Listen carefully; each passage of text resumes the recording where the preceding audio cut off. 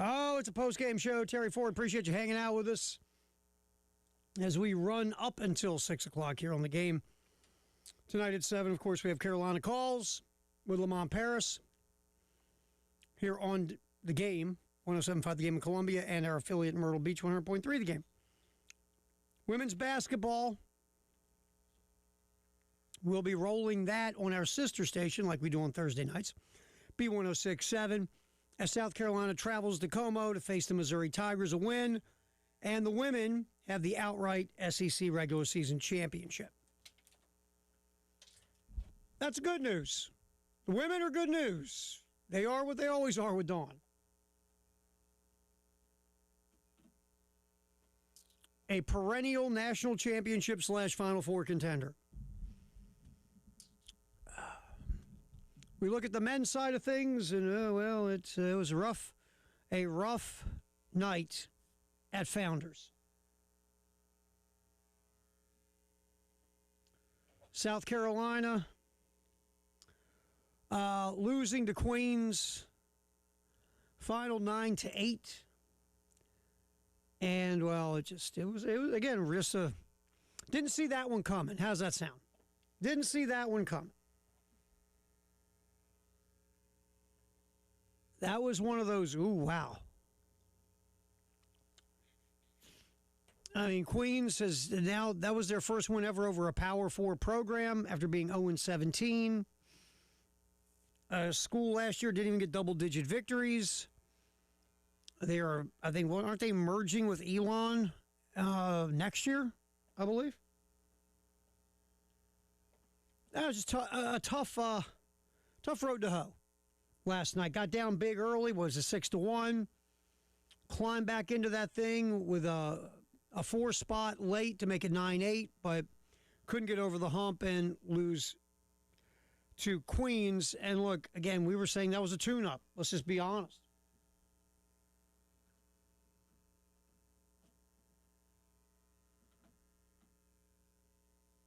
And it didn't turn out that way. It didn't turn out to be a tune-up. So South Carolina, with their third loss of the year, and we said it was a tune-up for Clemson, and now that's going to be happening starting this Friday, 6:45 pregame here on the game in Columbia and Myrtle Beach. And it's just one of those things. No, look, we can go with, yes, it's a long season. Yes, you can bounce back from this. Yes, these 3 losses. I mean, Army's a solid program in a mid-major, but the Northern Kentucky loss and the Queens loss are just, ugh. Yes, other teams in the SEC have had some weird early season, midweek losses to squads they have no business losing to. Yes, that is true as well. But it just, at the end of the day, when you've got these 3 losses and you're going to the Clemson series, you're not feeling good. You're not. Now, if you go in and you win the series against the Tigers, okay, great. That means you forget all about the loss to Queens because you're feeling good now. Clemson, undefeated. Last time I checked, just a tad bit better than Queens, I say sarcastically. A lot better baseball team, a lot better baseball program. If you can beat Clemson 2 out of 3, then all of a sudden you go, all right, I've got a little bit better feels going here. But the other part of this is, okay, let's say Queens was your first loss of the year. Then you just go, what happened? What just happened? And that's a different vibe. Or if you're coming off a season where you made the postseason, let's say you got to the Supers or something, and then you had this slow start to 2026, you're going, everything's all right. Look what happened last year. All good. No need to panic. But I understand you come off of last season, which was, being kind, a disaster. And now you start off 5-3, and it's been very underwhelming. Confidence level isn't that big, right? Isn't that high? And I understand. So we'll see where it goes. Right now, what is it, 6-3 team? Saw some of the losses, some of the things that happened last night. Starting pitching, not good. Early game pitching, not good. You're in a big hole. You made some errors. You walk guys. Things you can control. I mean, errors happen. You just can't have too many, but they do happen. But the walks, you just can't walk. You just can't walk, folks. It's that simple. You got to command. And it doesn't really matter how hard you throw it. If you can't throw it for strikes, it doesn't matter. I don't care how much spin rate you have and movement. If you can't harness it and throw strikes, none of it matters. Got to throw strikes. Beating yourself is not a very good idea. And obviously, Paul Maneri and the pitching coach, Coach Rooney, didn't look over at the pitchers. All right, fellas, let's walk a bunch of dudes. What do you say? No. So these are things you look. The one thing Indiana football, I think, showed everybody this year is the value of not beating yourself. The value of being fundamentally sound as much as possible and letting other people beat you and you not helping them. And South Carolina this year has helped. And I'm not saying last night Queens didn't do good things. Sure they did. Scored 9 runs. Did they have some luck? Sure. Did they have just a day where they might have played over their heads? Sure. That's baseball. You play a lot of games. Every now and then you walk into a good day where maybe you play a lot better than you typically do. But South Carolina helped out. And these things just have to change. Again, you've had 3 losses this year that you're kind of surprised about all 3. No offense to Army. You get a good mid-major. No one's saying Army can't sneak up on you and get you. If that was your only loss of the year, then you would go, okay. Well, Army's been in the postseason perennially here in the last so many years. Okay. Yeah. You take that L. But a Northern Kentucky and a Queens, that equals up to a fan base that's going, oh. Thank you, Dave. Dave did me a fine favor. I got down here. And I'm, like usual, 15 seconds before it's time to start. Jeez. And so I'm putting my stuff down, and I go, bleep. Left my phone in my office. And so Dave, being Dave, says, I'll go get it for you. You want me to go get it for you? Yeah, Dave, I'd appreciate that. So Dave went up there, left about a half hour ago. I was going to give her a call to the police, make sure you're okay. Now, Dave, being Dave, went and got my phone for me. I thank you. And now I'm going to probably go into it and see a bunch of emails and messages I didn't want to see in the first place, right? You know how that goes. Yeah. I'm going to go, why the hell did I have you ask you to go get this for me? Because now I'm seeing a bunch of messages I don't want to deal with. So, anyway.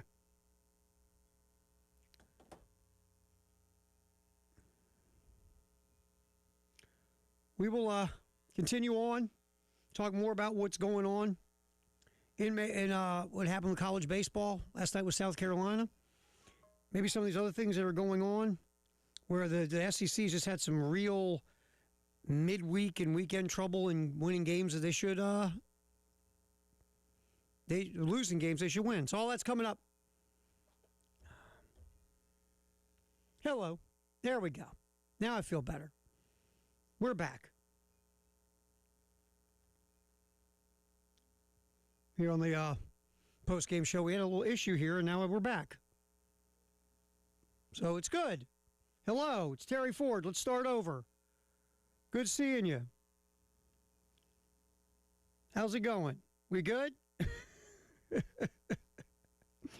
All that talking for nothing, I just realized. We just started the show. Thank you very much for hanging out with us. We'll get everything reset coming up here on the Game and the Game Network.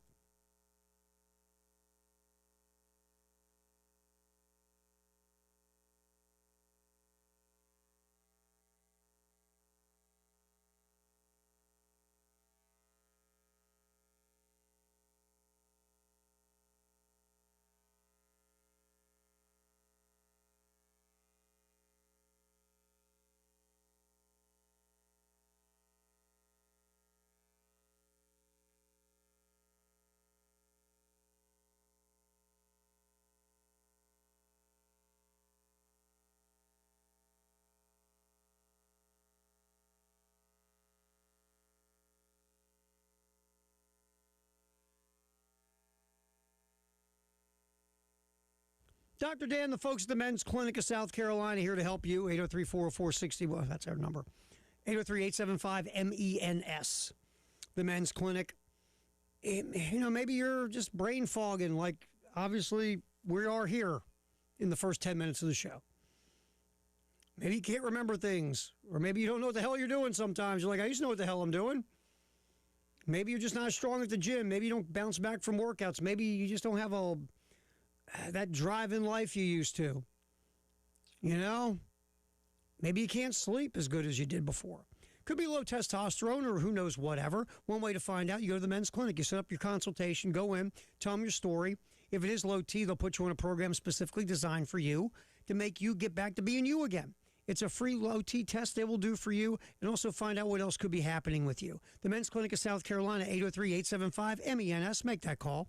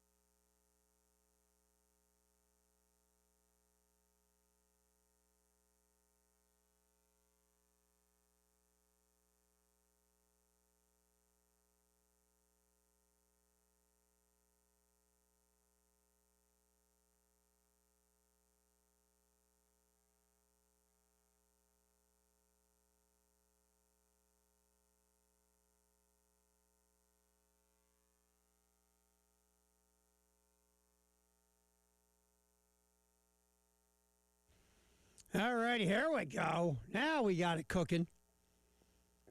All that stuff I said in the first segment, unless you were on the YouTube channel, you didn't hear it, sorry. It was good stuff, too, man. Might be the best stuff I've ever said. Like about anything in life. I was on fire. Anyway. Of course, South Carolina losing last night, 9-8 to Queens. And again, if you're on the YouTube channel, I'm going to repeat a couple things. Sorry, you're going to hear it again. My bad. Just like, look, it's when you lose to teams of that ilk, and you've lost 2 other games this year already, and you haven't even gotten to Clemson, you have a fan base that is not very confident. That's obvious. Especially when you're coming off what happened last year, which was for South Carolina baseball and the proud tradition of that program was just flat out unacceptable. And you go in and you flip the roster upside down, which I get it. Paul Mainieri, after being around for a year and being out of the game for a couple seasons, now you're back. You were the head coach for a year. You went through what you went through. Now you have to fix whatever went wrong. Okay, who do you keep? Who do you say, hey, you hitting the portal? Oh, let me start your car for you. Who do you want to go look to get to improve your baseball team? So you got three things you got to do. You got to go. We got to go out and get players. After we figure out what we need to do to get better, whether it's on the field, off the field, whatever it is. Okay, now here's our plan. On this roster, who should we keep? Who could be part of turning this around? Who is the right fit on the field, off the field? Who do we keep? Okay, now we got that. Guys will go in the portal. If they do, we're not going to try to keep them. We will let them go. We will wish them well. We'll give them a nice big bear hug and send them on their way. Then it's like, now we got to go get players. And you went and got a lot of players in the portal. Tons of them. Hitters, pitchers, the whole spiel. So you go do all that, and folks, again, you're always cautiously optimistic when you start a season. You go, okay, Paul Mainieri's won the College World Series. He's been in the College World Series multiple times. The guy's been in the playoffs a ton. Last year, he just had to get his feet back under him because he hadn't been a head coach in a while, in a few years. So he's got to, the game is, everything's changing like every second. He has had to get a grip on what the hell is going on. Now let's move forward and have a much better 2026 because, you can think that way. And then you get into 2026 and you've got 3 losses already and you haven't even played Clemson yet. And like I said in the first segment, you might not have heard, unless you're on the YouTube channel, if Queens was your first loss, you just go, okay, weird night, happens, move forward, it's baseball. It's different from basketball and football and stuff like that. You play so many games, and in a one-game situation, any team sometimes can beat any other team. It's baseball. But then you put the loss of Northern Kentucky in there, which shouldn't happen. And then you did lose. Oh, look, Army, like I said, Army is a respectable mid-major program that has been making the postseason. So you didn't lose to a bunch of dudes that met up at the slow pitch softball diamond and then came over to Founders to play baseball. It's not. You didn't lose to a bunch of dudes in a beer league. But when you have those 3 losses this early, and you come off a season that bad, any confidence or good feelings, they're going to go quick. It's just human nature. And then with the way everything else has been going with the top men's programs at South Carolina, you're going, oh God, here we go again. Because just some fans are at that point. And like I said in the first riff of the show, and you might not have heard it, if you do win 2 out of 3 over Clemson, it changes everything. If you can find a way to win that series, does it look promising right now? Of course not. But again, it's baseball. Things happen. And if you could find a way to do that, everybody feels better. Then you'll have North Carolina, then you get the SEC schedule, but you would feel better if you could find a way to win this series this weekend. Now, if you have a repeat of last year where you get swept, to go with those 3 losses, now you're sitting at 6 losses. Now, oh my gosh. If you lose 2 out of 3, you're already 5 losses and you're early in the season. I'm not saying this is some big do or die type of series. What this series is, what it always is, kind of like a early season barometer of where you're at. And that's for both teams, especially for the Gamecocks, because, you already got 3 losses in your pocket. And none of these are like fancy quad 1 losses.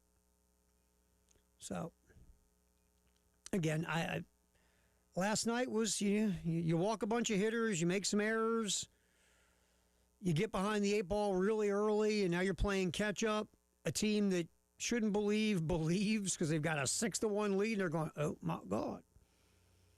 Then you're sitting with a 9-4 lead, and again, you tried to give it back, but South Carolina couldn't get over the hump and get that tying run.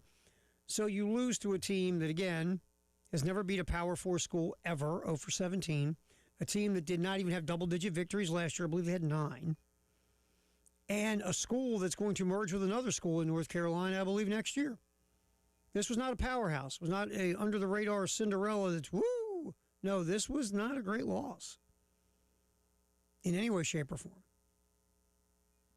But now, here's the Clemson series.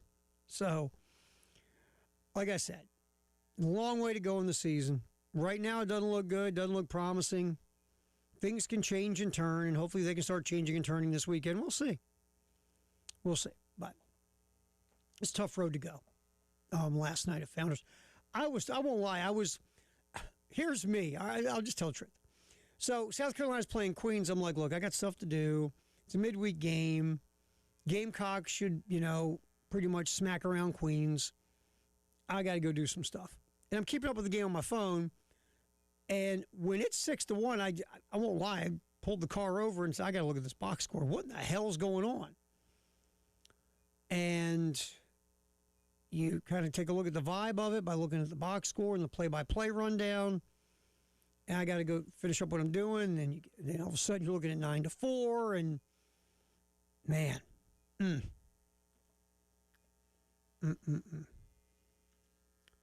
And again, that first game, Friday, 6:45 pregame, 7 o'clock first pitch at Founders. You can hear it right here on 107.5 The Game in Columbia and our affiliate 100.3 The Game in Myrtle Beach. Tonight, we have Carolina Calls here in Columbia and in Myrtle Beach. Our sister station, B1067, will have the women taking on Missouri.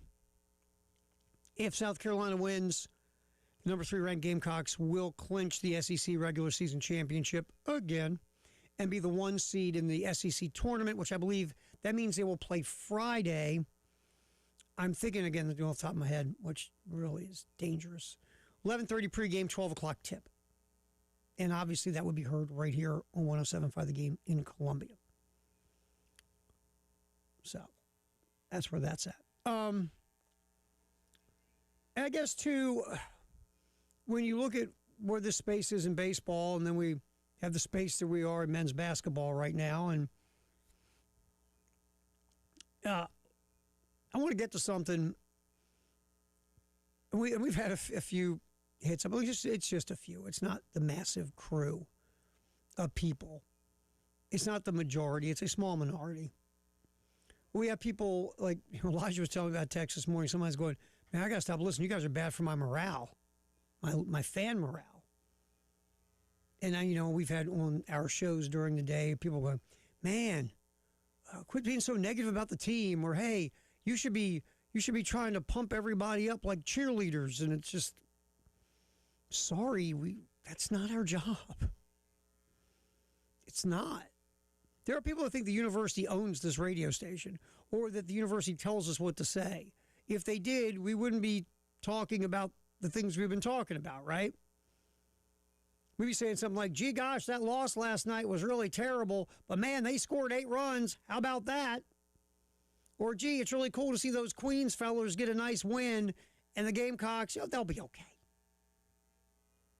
No, we're not going to do that. Honestly, if the folks over at South Carolina want to start writing big checks, say, hey, Tara, from 3 to 6, do us a favor and just pump Sunshine all day long and lipstick everything for us, and say, well, how much is the check? We might have a conversation. Because at this point in my life, with 2 tuitions to pay, yeah, I might be bought. I might give up my my professional integrity. Car payment's kind of stupid too to begin with. But anyway, that's not the way it is. So no one tells us what to say. I'll be quite transparent. The only thing University of South Carolina on the athletic side says to us is like, be fair and don't make it personal. And so that's what we do. We're fair. We don't make it personal. Heck, I like everybody I deal with at South Carolina. I love to see them win.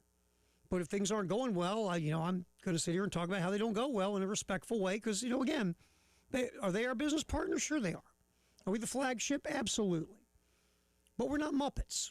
We're not told what to say. Nobody moves our mouths. And when you're going through the streak that right now things are going through, We've got to be honest, objective, again, respectful, and kind of call it like we see it. Right now, it's not looking good. We're hoping it's going to spin around. It's still early in the baseball season. The basketball season, look, there's not a whole lot of spinning around to go there. It's not been good. This is the third year out of 4 for Lamont that hasn't been good. Now, the one good year was really good. But, again, we can't sit here and try to give you some beautiful, rosy picture of where it's at. It's not our job. We're sorry if we're dropping, pulling down your morale, or we're not cheerleading enough for you. But that's just, I'm sorry. That's not what we're here for. And the majority of folks who hang with us know that and understand it. But you have a small percentage of times we'll be like, come on, guys. But sorry, it's rough, man. Ever since the Clemson win in 2024, we've just seen some bad seasons in all the men's sports. So we're not doing it on purpose. Just saying. We love to sit here and talk about W's all day. That'd be so much fun. It's more fun. Everybody's in a better mood. So, not a whole lot we can do to make the picture better than it really is, and we just kind of try to call it like we see it. But sorry if we're knocking down your morale, or if we're not putting on cheerleader outfits and pom-poms, which, by the way, you've seen us on video. None of us should ever do that, unless it's some kind of Halloween thing. I will pop back in here. Some interesting stuff going on in college athletics. A rule came through, well, the NCAA is pushing the rule. What can happen to coaches who take in transfer portal or transfer players outside the transfer portal? Some rules have been put in immediately. We'll get to that next here on the post-game show. Terry Ford, appreciate you hanging out with us. We are on the Game Network, and at the Game TV Radio, our cool little YouTube channel.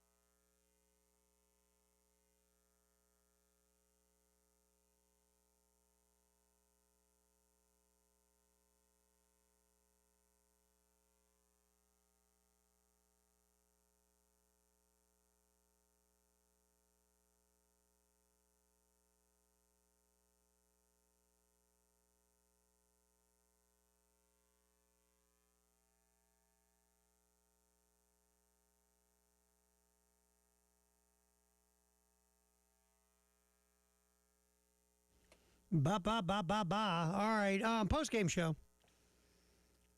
Here in just a little bit, we'll start firing up some sound from dudes who came in through the transfer portal. They were available to the media yesterday. Our pal Elijah Campbell went over and did a lot of Q&A with these folks.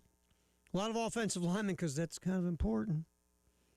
Because remember, the offensive line, arguably one of the worst in America last year.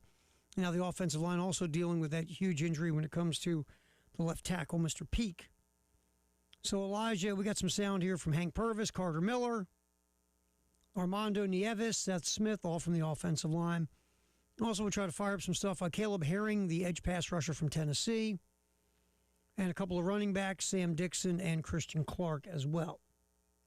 We'll do our best to get as much of that in so you can hear some words from these from the new dudes coming in through the portal. All right, before we get to this, these rules being recommended in emergency legislation, in case you missed it for some reason, due to renovations at Williams-Brice, South Carolina will have what they call a Garnet and Black Spring Fest on April 11th, because it will not be a spring game because of the construction, like we said, over at Willie B. All right, this Spring Fest will coincide with the end of South Carolina's spring practice schedule. South Carolina's Spring Fest will include a ticketed concert headlining Darius Rucker, might have heard of him, and Lauren Alana, and also a free block party. Colonial Life Arena will host a concert. There'll be more details later for that. That concert will begin at 7 p.m. Doors will open at 6. Block party will be located just outside CLA at Fountain Square at the corner of Lincoln and Green. There'll be a meet and greet with the student athletes on the football team, live music, children's activities, food and drinks. Activities there will start at 1 p.m. So a big deal, basically on the 11th. Things will start off with the block party at 1 o'clock. Then the doors will open at 6 at CLA. Concert kicks at 7. Lauren, Alana, and Darius Rucker. So that's what's going to go on instead of the spring game this year. Now we're hoping once the renovations are done, the spring game will come back. Because again, I dig the spring game. I like the spring game. I know what it is. I don't have any illusions on what the spring game is. I'm not going to go to the spring game thinking I'm going to learn some crazy stuff that's going to tell me a lot about the team for the upcoming season. I just think it's cool to have a little football in April. I know it's practice. I know it's vanilla. I get it, but I dig it. I hope it comes back. I mean, we enjoy doing the broadcast. We originate the spring broadcast here on 107.5 The Game in Columbia. We have fun doing it. We drag Chris Miller in from Learfield, and Wes and Chris, and we had Elijah trolling the sidelines last year. Heck, Elijah called a play, and I'm just there to make sure I don't break anything. But it's fun. We have fun doing it. So selfishly for myself, I'd love to see the game come back because I like it. And selfishly for us as a radio station, it would be cool if it came back because we have fun with it. All right, so that's what's going on again. That will be April 11th, Saturday, April 11th. A block party starting at 1 p.m. right there at that Fountain Square area at the corner of Lincoln and Green. And then a concert with the doors opening at 6 and the concert popping at 7, headlining Darius Rucker. All right, so the NCAA, the Football Oversight Committee is recommending emergency legislation to protect the transfer portal window by issuing penalties for schools and coaches who circumvent the rules. Coaches would never circumvent the rules. Stop that. Stop that right now. When does a coach circumvent the rules? Lane Kiffin. The committee today, or was that yesterday? What the hell is today? Thursday, right? The committee yesterday proposed the legislation to penalize schools who add players who did not make public their interest in transferring during the January transfer portal window. The proposed legislation will become effective immediately if approved at the Division I cabinet meeting in April. Among the proposed penalties, the head coach who accepts a transfer who did not properly enter the January portal will be prohibited from all recruiting on-field coaching and team meetings for 6 games. The school accepting the transfer, this is something right here. The school accepting the transfer would be fined 20% of its football budget. In this world, in rev share, when every dollar matters, that matters. Also, the school would lose 5 roster spots for the following season, even if it no longer employs the coach who accepted the transfer. Now, Georgia AD Josh Brooks said it's important to enforce the transfer portal window. Quote from Brooks, the AD at Georgia. Attempts to circumvent the transfer portal window process is an issue for the sport. We want to let everybody know that this is not going to be allowed, and the committee wants to protect the transfer window that has been established. Look, I'm all for some kind of sense of something. Because we've gone from ridiculously closed up to the Wild Wild West, right? It would be nice to have something in the middle that had some kind of, I don't know, made some sense. There were some rules, some regulations. Like, the NFL has a free agency period, right? Sure. And that's what, look, I guess the transfer portal is, man, right? It's just free agency in college. Now, that's where the similarities obviously stop, because in the NFL, if a guy's a free agent, because his contract runs out, he doesn't have to declare he's a free agent. No, he's a free agent, and there's a free agency period that starts. But a guy can pretty much sign whenever. If he's on the street, he's on the street. But nobody's trying to circumvent any of these rules that the NFL sets up. But again, there's a start to the transfer window like a start to free agency, but the transfer window then closes. And for the purpose of what you're doing in college, which is different from the NFL, you would like to be able to have that transfer window be where most of the movement is. Now, again, if you announce you're in the portal, you're in the portal. But you can't pop up after the portal window closes and all of a sudden pop up and want to transfer. That's what they're trying to stop. They're trying to stop the circumventing of the rule of the period of the window. And I understand that 100%. I do. It'd just be nice to have some rules and regulations. I mean, again, I like the fact that players can, transfer. I'm fine with that. I never liked it when a coach could tell you where you could transfer and when you could not transfer. I thought that was a load of fertilizer. You can only transfer to schools who have green in their colors. I always hated that mess. I just thought that was ridiculous. You can't transfer to the University of Illinois. Well, why? We're in the Atlantic Coast Conference. Because, I had some bad Mexican food in Champaign, Illinois once. I hate that place. I mean, coaches used to just make up reasons. So now you can transfer. You don't have to sit out a year. You can roll. Again, I don't have a problem. I think having one transfer portal window that's X amount of time where there's player movement, you announce you're in the portal, I like that idea.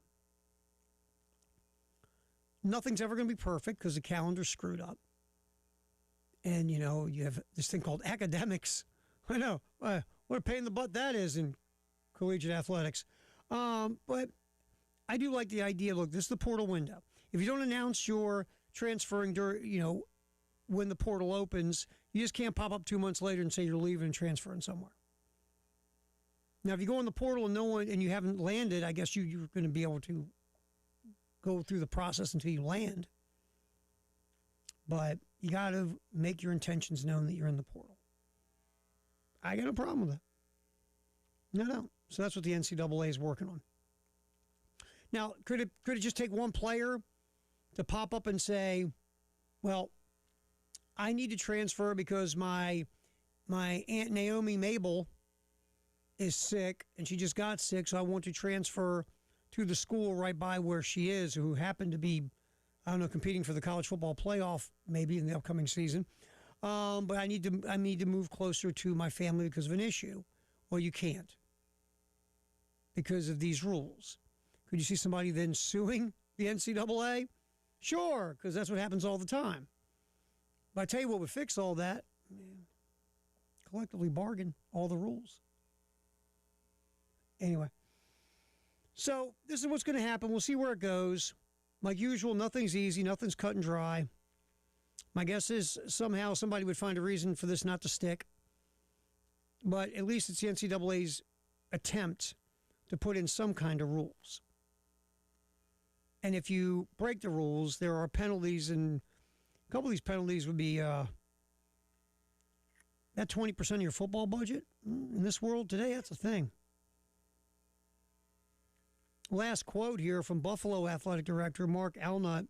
Quote, we feel this is appropriate to place an emphasis on this rule with where we are in college football in Division I. We have a window for student athletes to notify their school when they want to enter the transfer portal. If there is movement without going through the process that is legislated, the committee felt there needed to be significant penalties. Yeah, you just got to put in that you want to transfer. That's all. You just can't do it after you can't want to transfer after the portal window closes without you putting in to transfer during the portal time. That's all. Very simple. We'll see where it goes. Now we're going to crack open the vault, see what happened this day in the world of everything. We're going to give it a shot. That's next here on the post-game show. Terry Ford, thank you for hanging out with us. We are rolling up until 6 here on the Game Network, and at the Game TV Radio on YouTube.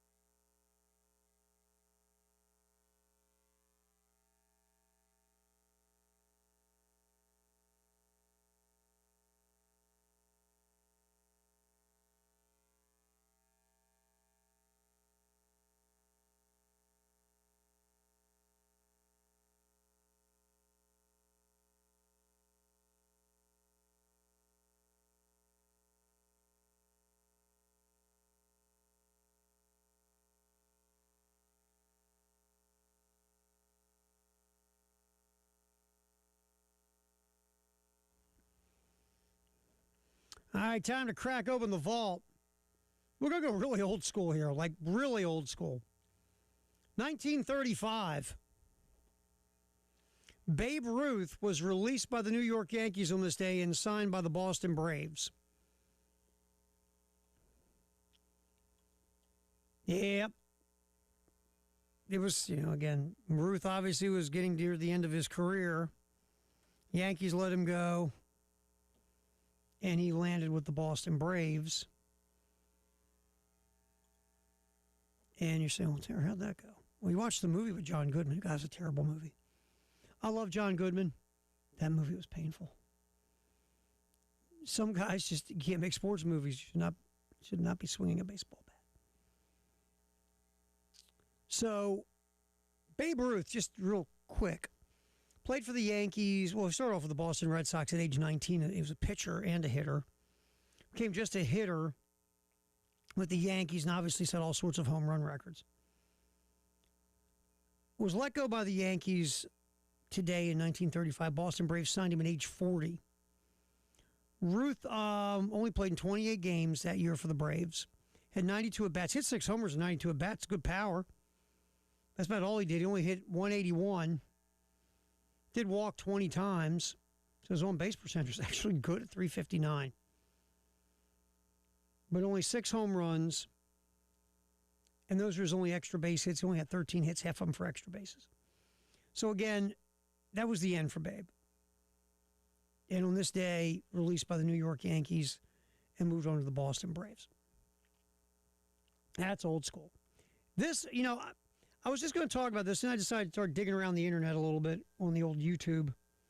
And I found it's about a minute and a half feature about what happened this day in 1967. Mario Andretti did something for the first time ever by winning the Daytona 500. Of course, Andretti was an IndyCar driver, USAC driver, and on this day made history. Here's a little minute and a half capsule of this that I found here on YouTube.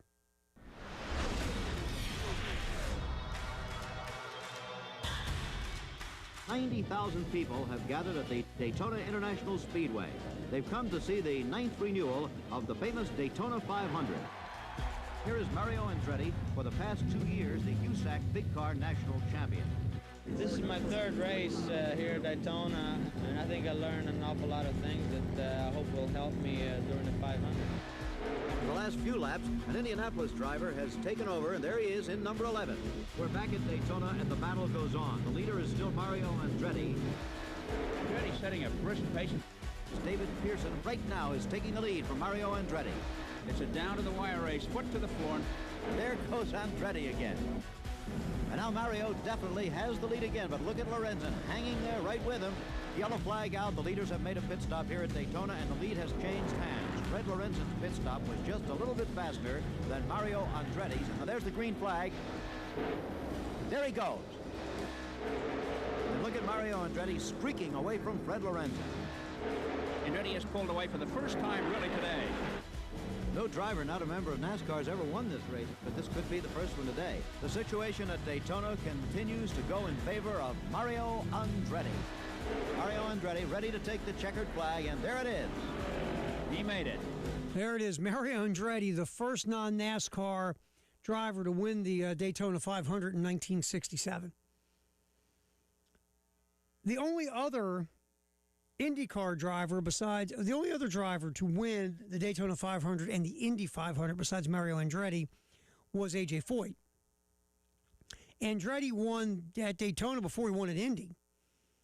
So Andretti was the first non-NASCAR driver to win the Daytona 500. Then 2 years later in 1969, Andretti won the Indy 500. Now, of course, A.J. Foyt won Indy 4 times. Won at Daytona in 1972. That's the only 2 guys that have won both those races. So a little bit of vault there. On this day, 1987, Michael Jordan canned 58, the most by a Chicago player in a regular season game as the Bulls beat the Nets. This day in 1989, the Dallas Cowboys, with a new owner named Jerry Jones, fired Tom Landry after 29 years. Now, again, Tom Landry, the Cowboys were bad. They were bad that year. And again, you had a new owner, want to put in his guy. And Tom Landry, after almost 30 years as a head coach of the Cowboys, was let go. And you know, people always say, well, if Tom Landry can get fired, anybody can. And Landry, I mean, things are kind of sliding anyway, to be fair. As good as a coach as Tom Landry was, the Cowboys, they hadn't been to a Super Bowl since 1977. No, 78, I should say. They were still a playoff team, but they lost in the divisional round, lost 3 NFC championship games in a row with, I believe, Danny White as the quarterback. Lost in the wild card round to the Rams, and they missed the playoffs, and they lost to the Rams again in the playoffs. Then 3 straight years, Landry's Cowboys missed the postseason. 1988, the team bottomed out. 3-13. And that's when Landry got fired. And by the way, that was the worst year the Dallas Cowboys had since a 4-10, 5-8 in 1964. And so Landry was let go. And then here comes Jimmy Johnson, and here come the Cowboys. And with a few years, they win back-to-back Super Bowls. Then Jerry gets butthurt, throws a hissy fit, gets rid of Jimmy. Then the Cowboys won one more Super Bowl, 1995, I believe that was. And since then, it's been a wrap. Nothing. But Tom Landry, this day in 1989, fired by the Dallas Cowboys. Little hockey note, 1989, Mario Lemieux of the Pittsburgh Penguins becomes the 3rd NHL player to have 100 assists in a season, joining Bobby Orr and Wayne Gretzky.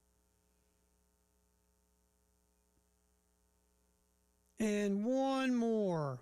This day in 2007, Roger Federer broke Jimmy Connor's 30-year-old mark with 161 weeks at the top of the tennis rankings.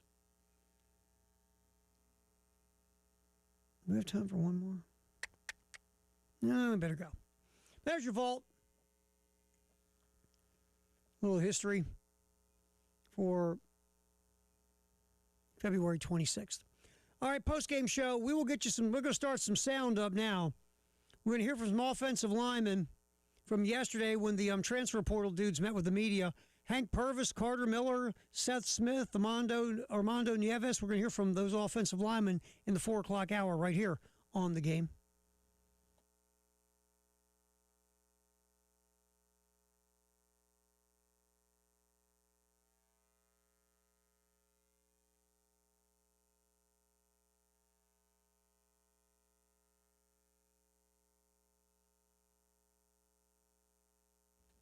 It's that time again to talk about our pals Star and her gang over at CHW Cabinetry, right there on 2 Notch in Lexington. You can go on their website, and CHW Cabinetry's website, and look at all the great quality work they do regarding cabinetry, inside, outside, wherever you need cabinets. Test them. Call up and say, you know where I need cabinets really bad? I need cabinets really bad in the trunk of my car. They probably be able to do it. And what they do when they put cabinets anywhere for you is they do photorealistic rendering, so you will see your job, your work, from beginning to end in full transparency. Also, they'll sit down with you, talk about what you're looking for, what you like to do, what your budget is, all those things. They'll make it happen for you. Best customer service, best quality when it comes to cabinetry. CHW Cabinetry, 803-520-6837, 803-520-6837.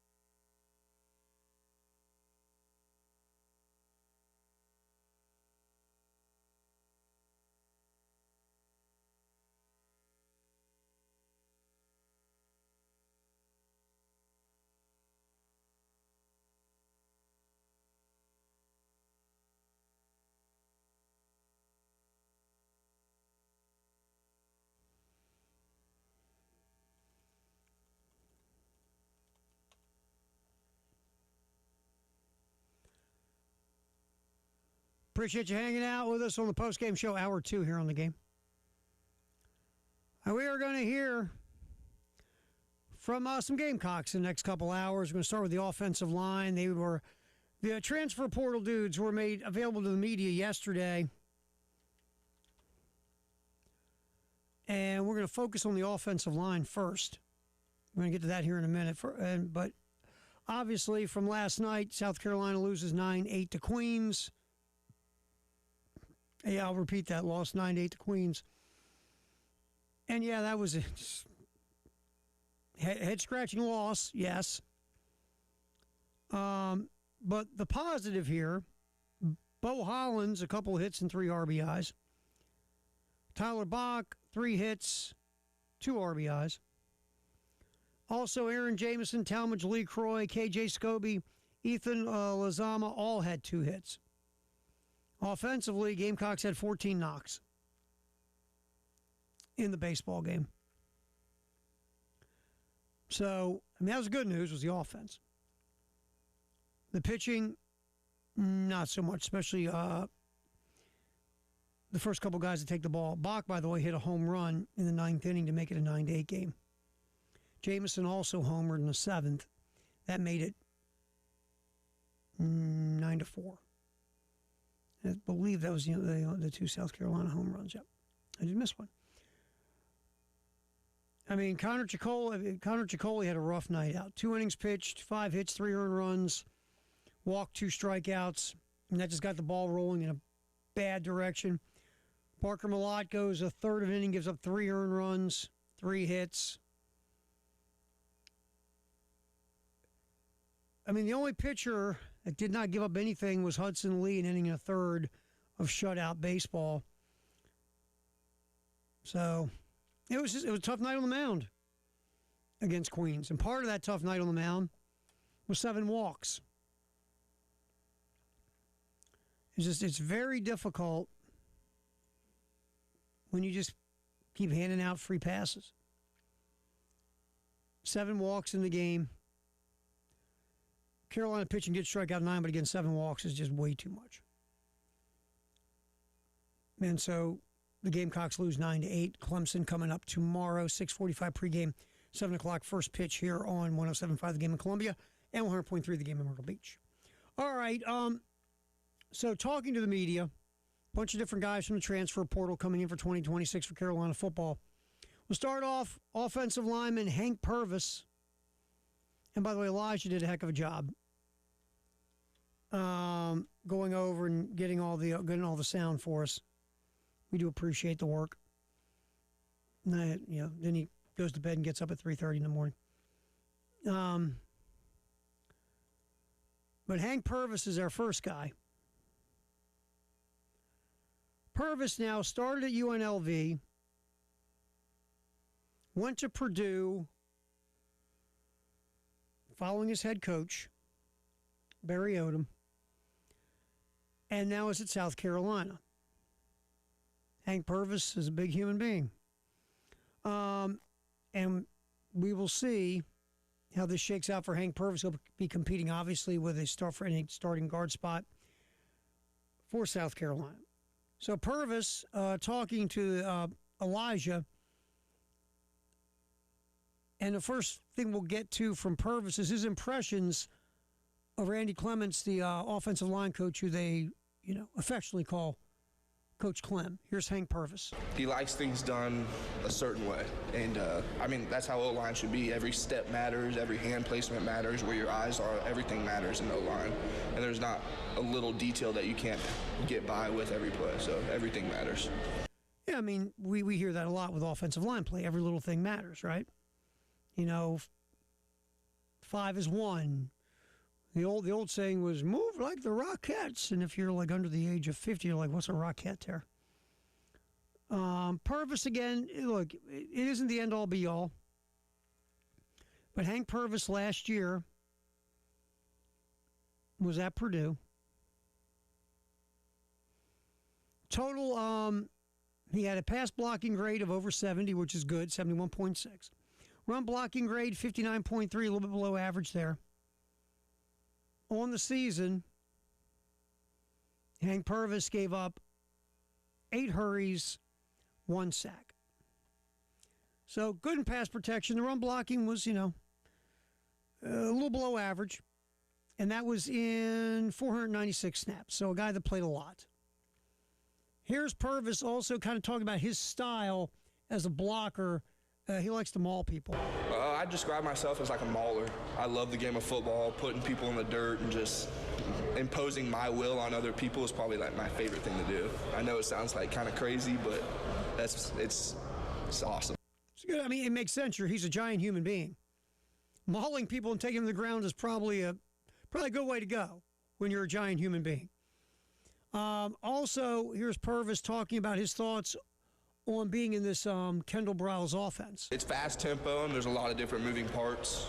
We still got a lot to learn about it, but I think we'll figure out a lot more through the spring, through the summer, and once we get in the season. Now, again, Purvis, it looks like you would see him be playing guard at South Carolina this upcoming year. He'll get every opportunity. He's a veteran. Again, the numbers, pass blocking numbers were above average. I shouldn't say the hope, but you would think he would be able to win one of the guard spots here at South Carolina. And again, will this be an upgrade from what we saw last year? Better be, right? Because last year was tough on the offensive line. And was part of that the offensive linemen themselves? Sure. Was part of it the scheme? Probably. Teachings, technique, and development or lack thereof by the offensive line coach? It could be. But it was rough last year. All right, Carter Miller. We'll get to Carter Miller next from Central Florida, who we think has the inside track to be the starting center. Here's Miller talking about what drew him to South Carolina. I love what Coach Beamer's building. I've been a fan of him for a long time, just growing up watching college football. And I respect the culture he's built at this program, and that's something I want to be a part of. You hear culture a lot with Shane. You do. And we can talk about Shane's strengths and weaknesses and things of that nature. And obviously the 5 years have been kind of a roller coaster. Some good years, some not so good years. But, the one thing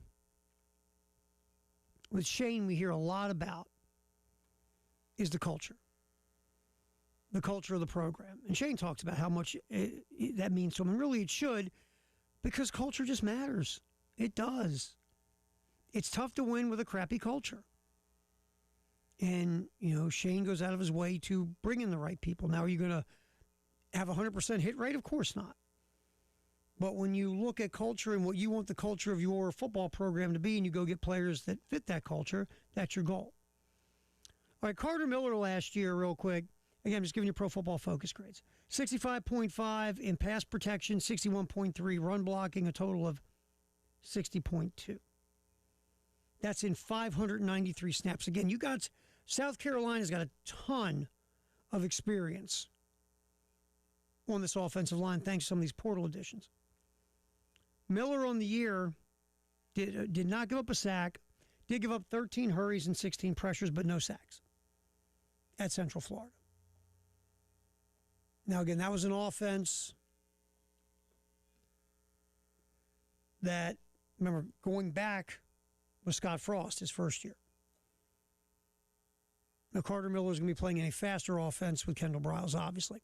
All right, here is Carter Miller giving his quick thoughts on the Kendall Briles offense. It's explosive.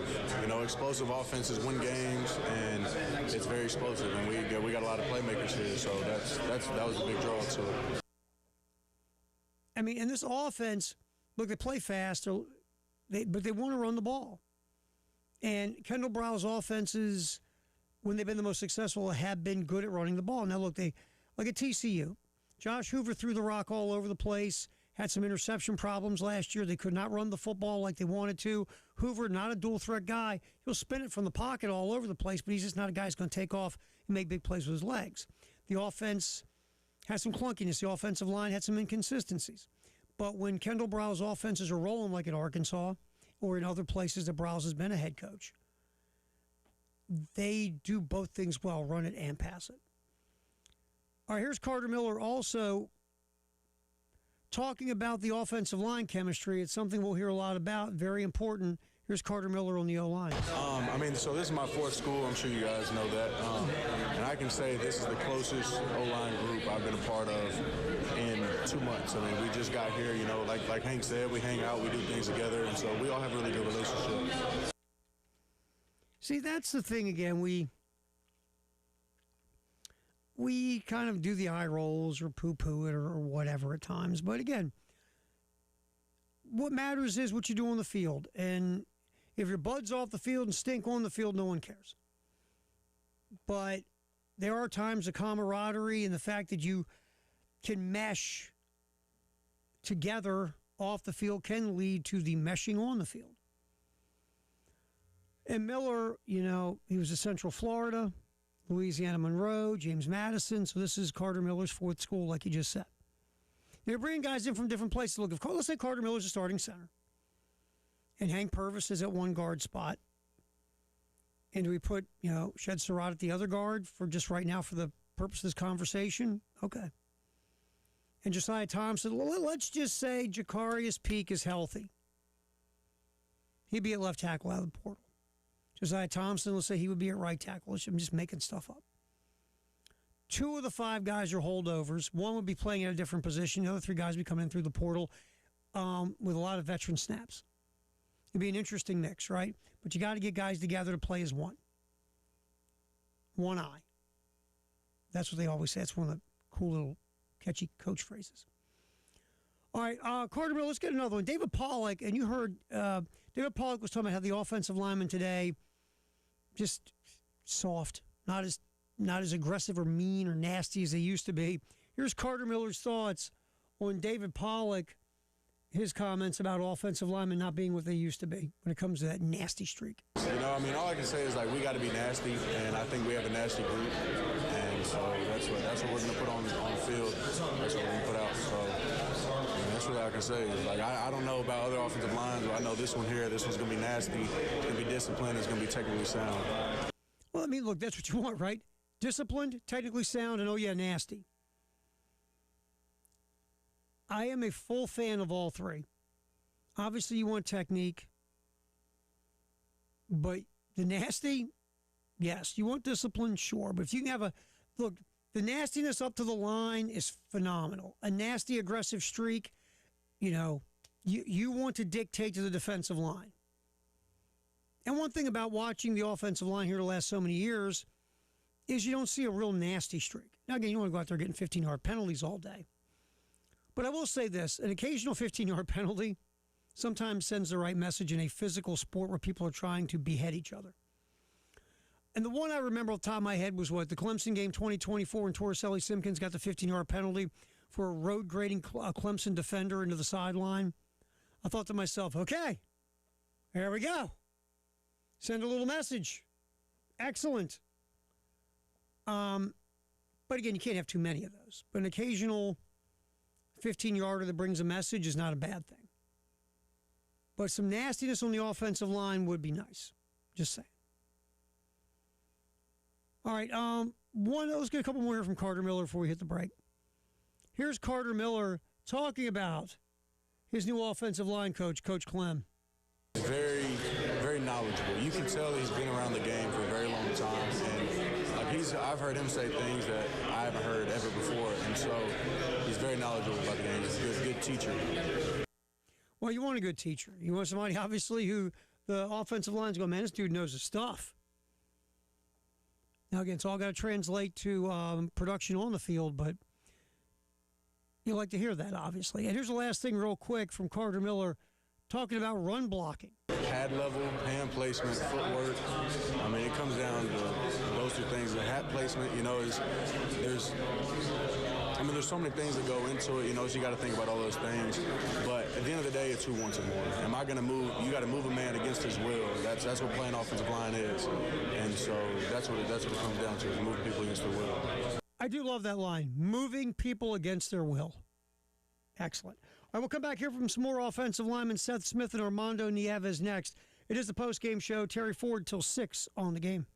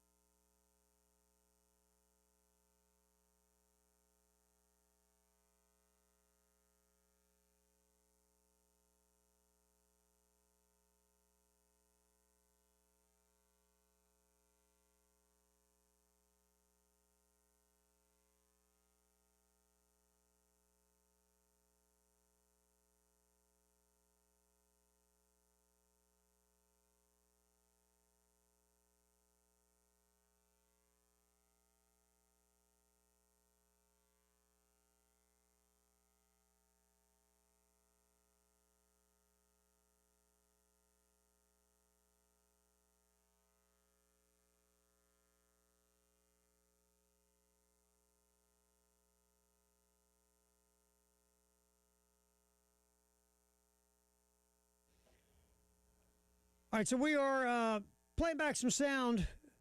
Elijah Campbell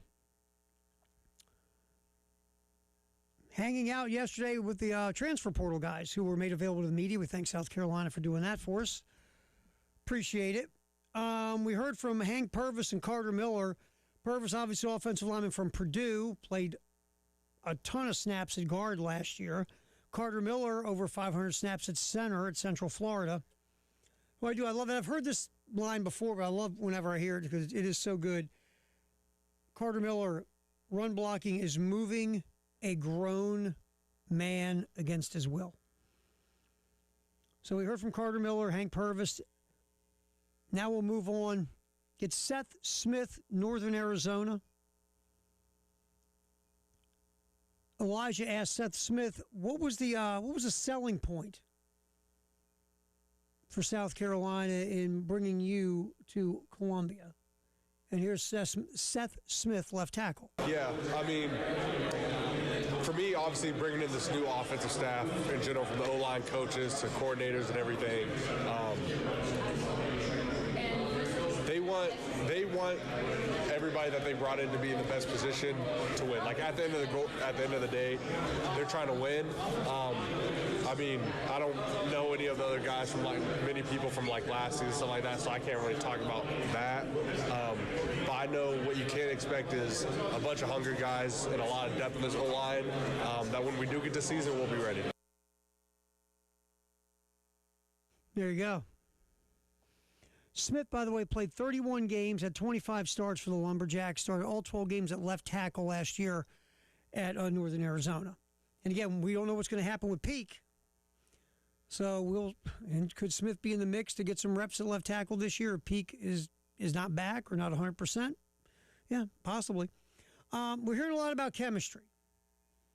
Here is Seth Smith talking about the O-line and the chemistry. Yeah, I think having so many new guys actually kind of makes it easier because everyone doesn't know anybody. It's not like, oh, hey, you got here and 80% of the team knows everybody, but, oh, you're the left one out. It's like most of the O-line doesn't know anybody in the O-line room. So it really kind of forces you like, oh, hey, we need to hang out, especially because we all have the same goal. We all know whatever happened last year, but we know what we want to do this year moving forward. And to do that without five guys up front doing what they need to do and be on the same page, it won't happen. So we've been doing a lot of hanging out outside of the facility and in the facility. I've been grabbing food, doing games, stuff like that, just fun little things that we orchestrate just to, again, because we want that. We want to build that connection. It is kind of interesting because you are bringing a bunch of guys who have not been here before. And it's one thing if a couple of dudes come in and, everybody else has been there before. But when you have just a slew of players coming in and brand new for the first time, they're kind of bonding. It's easier to bond with the leftover guys. Things might not be as clicky. Think about if you go to a new school, let's just say you go to a high school and there's a lot of new kids that came into that high school. You all can kind of bond together, right? Because you're all new, same experience. It's not like a bunch of kids who have been there forever and then you and two other people are showing up and everybody else is kind of going to elementary school and middle school together. And they're automatically clicky and you're just kind of trying to work your way around without trying to get beat up. So with all these newcomers on the offensive line, they're kind of bonding together with this new experience all at the same time. All right, here's Seth Smith, left tackle from Northern Arizona, in through the portal. He's discussing Coach Randy Clements, Coach Clem. Yeah, I mean, I don't remember the exact person before, but the best way I can describe him is very open. There's a standard, there's a line that you have to make sure you upheld and stay with, but you'll never feel like you can't ask questions in the meetings. You'll never feel like, oh, hey, there's no such thing as a dumb question, you know? Like, they do a very good job of making sure that we see the play, we watch the play, we draw the play before we actually even do the play to make sure we have a true understanding of it. I think that's a little different than what I'm used to, but at the end of the day, like, that, it's all kind of the same, like, in general. Like, I like the idea that you do all these things to make sure you have a pure understanding of the play before you actually run the play. Here's the idea of everything. Here's what you're doing. Any questions? There are no dumb questions. Just ask a question. If you got a question, ask it. We want to make sure everybody's on the same page. We're all communicating. We all know what we're going to do, what our responsibilities are. So, again, ask away. And let's go over this play to make sure clearly everyone understands what they're doing. It's funny when Smith says, I really haven't seen that before. To me, that'd be a no-brainer. Let's clearly make sure you understand everything about this play. We're not going to assume anything. All right, here's Smith talking about, let's cut in here about his portal experience. Because, again, all these guys have different portal experiences. Here's Seth Smith's portal experience. Yeah, I mean, the transfer portal is crazy. I can't lie about that. You kind of have to do your best to do enough research to kind of get an understanding. But again, like you said, it goes quick. I mean, I don't remember what day it was, like Friday or Thursday, whatever day I hit the portal. And I mean, it's like instantly. Coach is talking to you, and you got like a week to make a decision, if that. Like, and it's like, this is where you're going to be called home for a whole year. So, yeah, there's some research involved, but it's also just kind of like a gut instinct and intuition that you kind of have to just trust, and that, like, go where your heart is pointing you towards and hope for the best, in a sense. Right. Talking to you. Yeah, talking to you too. See, it's like a two-way street because the teams are kind of doing the same thing. You're trying to research guys, do your due diligence, talk to other people who might know something about a player, and you're kind of rolling the dice, both sides. Because like Seth Smith just said, hey, you got to make a big decision in a week. So it's interesting, kind of the same portal experience for team and player, just in different, you got kind of on a different road, obviously. But it's the same, hey, we're going to do everything we can to get as much information as possible, but at the end of the day, we're going to go for it. All right, last pop from Smith, talking about the benefits of playing in a Kendall Briles offense this upcoming season. I think people underestimate how much that helps the O-line. That's probably that's going to be, in my opinion, maybe I'm biased because I'm O-line, but I think that's going to be the biggest difference. Especially, I mean, again, I don't know, I can't really say, like, of all the fans and stuff, like, who's actually, like, played football. But, man, when you're going up tempo, ask any defensive player how easy it is to get a full speed pass rush when you're just getting tempoed on constantly. Like, that type of tempo is really going to help, either my position as a tackle or any of the other O-line positions, make it a lot easier. But, again, it comes with the caveat of, like, you need to be conditioned. Like, as an O-lineman, you got to be able to withhold that tempo and play at that high level. Yep. Start your cardio. You're playing fast. You're a biggin. And it does wear down defenses. If you're running this offense and it's cooking, you're wearing down defenses. Because, again, when you're on offense and you're moving it and you're making plays and you're successfully blocking folks and, you know, you're seeing all these yards pile up, you're not as tired. If you're a defender and you're getting your tail kicked, that makes you more tired. Yeah, this up-tempo offense does have its advantages. Now, the disadvantage is if you're not creating first downs and you're going 3 and out, or maybe you get one first down and come out and your defense is going back on the field quick and they're not getting rested. When this offense is working right, that up-tempo situation does wear down the defense, absolutely.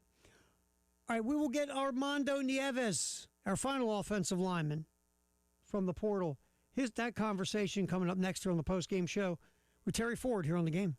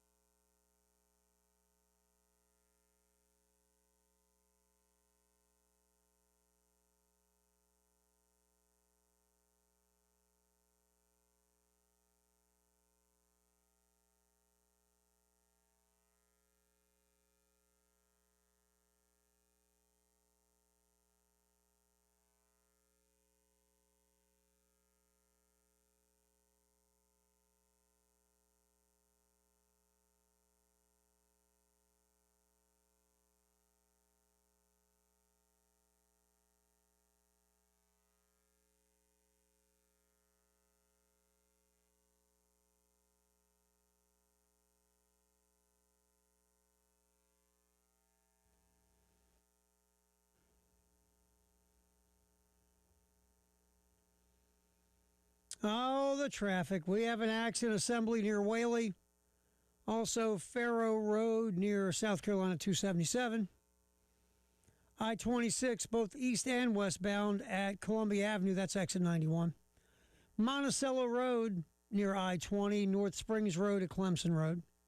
Come back here from Armando Nieves, former offensive lineman in New Mexico State who came to South Carolina through the portal. Also, we'll get to your calls as we talk Carolina baseball. It's all coming up here on the postgame show with Terry Ford. Thanks for hanging out with us as we go till 6 here on the Game Network, and at the Game TV radio on YouTube.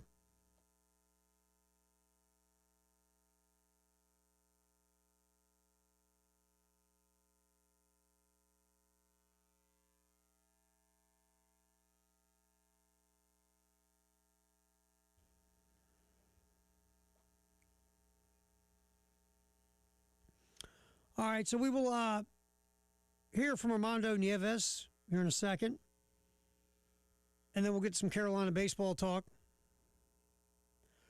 All right, Nieves coming through the portal from New Mexico State. Look at Pro Football Focus. The grades, a little below average, 52 blocking grade, almost 60 run blocking grade, 51.2 pass blocking grade.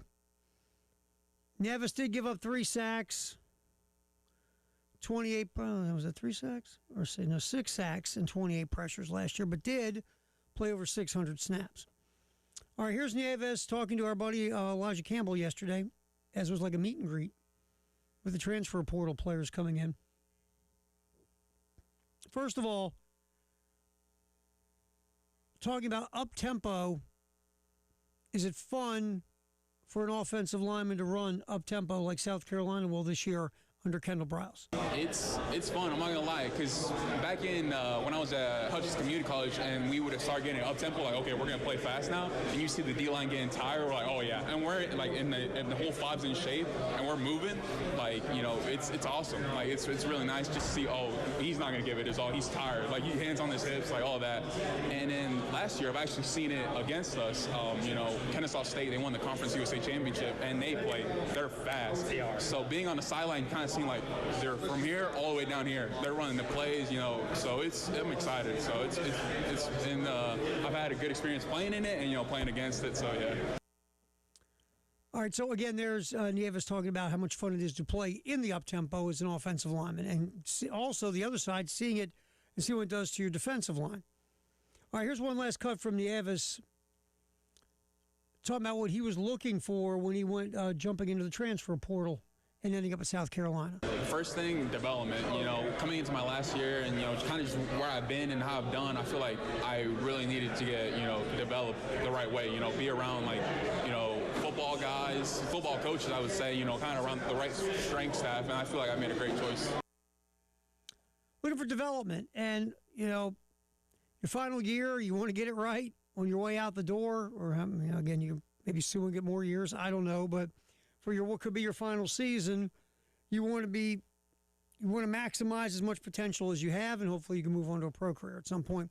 We'll see. I mean, Nieves feels like a backup piece for this offensive line, but again, he played offensive tackle, and we'll see how the whole thing shakes itself out, because there's question marks at both tackle positions now with the injury to Peak.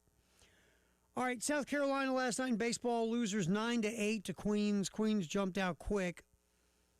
3 spot in the second, 3 spot in the third. Before you know it, you're down 6-1. It was 7-3 going into the fifth. Then you got to 9-4. South Carolina, man, a 4-run ninth inning. Came up short, 9-8 was the final. Starting pitching, a problem. As Connor Ciccoli struggled, 2 innings pitched, 5 hits, 3 earned runs, walked, 2 strikeouts. That started thing off down a bad road.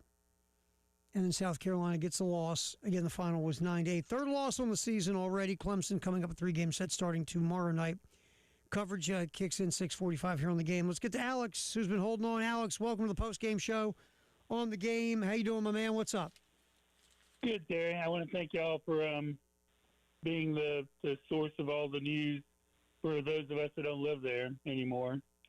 But, yeah, regarding baseball, I just don't understand why we're not really in a panic here. Maybe we are. I don't know. But I mean, the one thing we have besides women basketball is baseball. We always have, and it's not just a legacy; it's a dynasty. And I know it's been a while, but still, we are setting historic milestones of losing lowness every day now. I mean, what's the feel on the ground there? Oh, frustration, some anger, some disbelief, some disappointment. Name another word like that. Pretty much, Alex, is what you're getting right now here in Columbia. It's not good. Folks really. I'll give you our Twitter poll real quick. I'm gonna throw this at you real fast because you're out of town. Here's our latest Twitter poll we put up. Let's see here. Ready? Poll question of the day. How confident are you that the Gamecocks can win the Clemson series this weekend? The choices were 0 confidence, 50-50 still not sure, nervously optimistic, very confident. 0 confidence leads the way right now at 88%. Jesus. Yeah, that tells you what the thought process right now of the fan base. It's not good, man. Just not good, my friend. How many conference games did we win last year? And baseball and basketball combined? Oh, it's like 4 or 5? I guess it would. I'll say this, Alex, and I'd have to sit and compute the numbers. If you combine football, baseball, and men's basketball since the end of 2024, and we just go by conference wins, South Carolina might have the least amount of conference wins, maybe even in the Power Four or near the bottom. That's where it's at right now. That's just, it's rough. It's a rough ride. Alex, I appreciate you, man. Thanks for still checking in with us from out of town. Thanks for the call. Hit us up anytime. I mean, yeah, just, you look at near the bottom of the conference in football in 2025, near the bottom of the conference in baseball last year, basketball 2 straight years. Not good. And that Twitter poll, it says a ton. Because the one thing that I've noticed in my almost 5 years here is it's a fan base that is very optimistic, even through tough times. I mean, look, that's one thing I give credit to here is that the, I guess, glass half fullness of the crew here in the Midlands for South Carolina. Typically, it's like, okay, yeah, but that was bad, but it's going to get better, but it's early, but we'll turn the corner, but. And I've always been kind of admired that with the idea of, that's cool that you can hold your positivity the way you do. But it feels like this last, 20 to 25, maybe 14 months of just not very good results on the men's athletic side for the big 3 sports. Talk about beating down a fan base. 88% of the fans have 0 confidence in South Carolina winning that series this weekend against Clemson.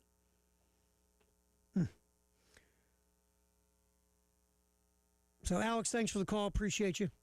All right. Post-game show with Terry Ford. Thanks for hanging out with us as we roll till 6 here on the game. 5 o'clock news, top of the hour.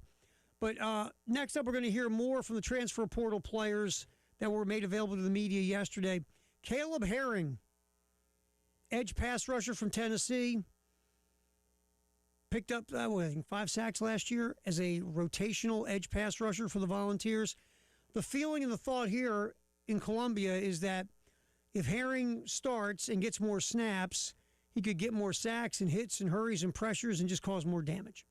We'll hear Caleb Herring talk to our bud Elijah Campbell next here on the post-game show with Terry Ford here on the Game Network, and our YouTube channel at The Game TV Radio.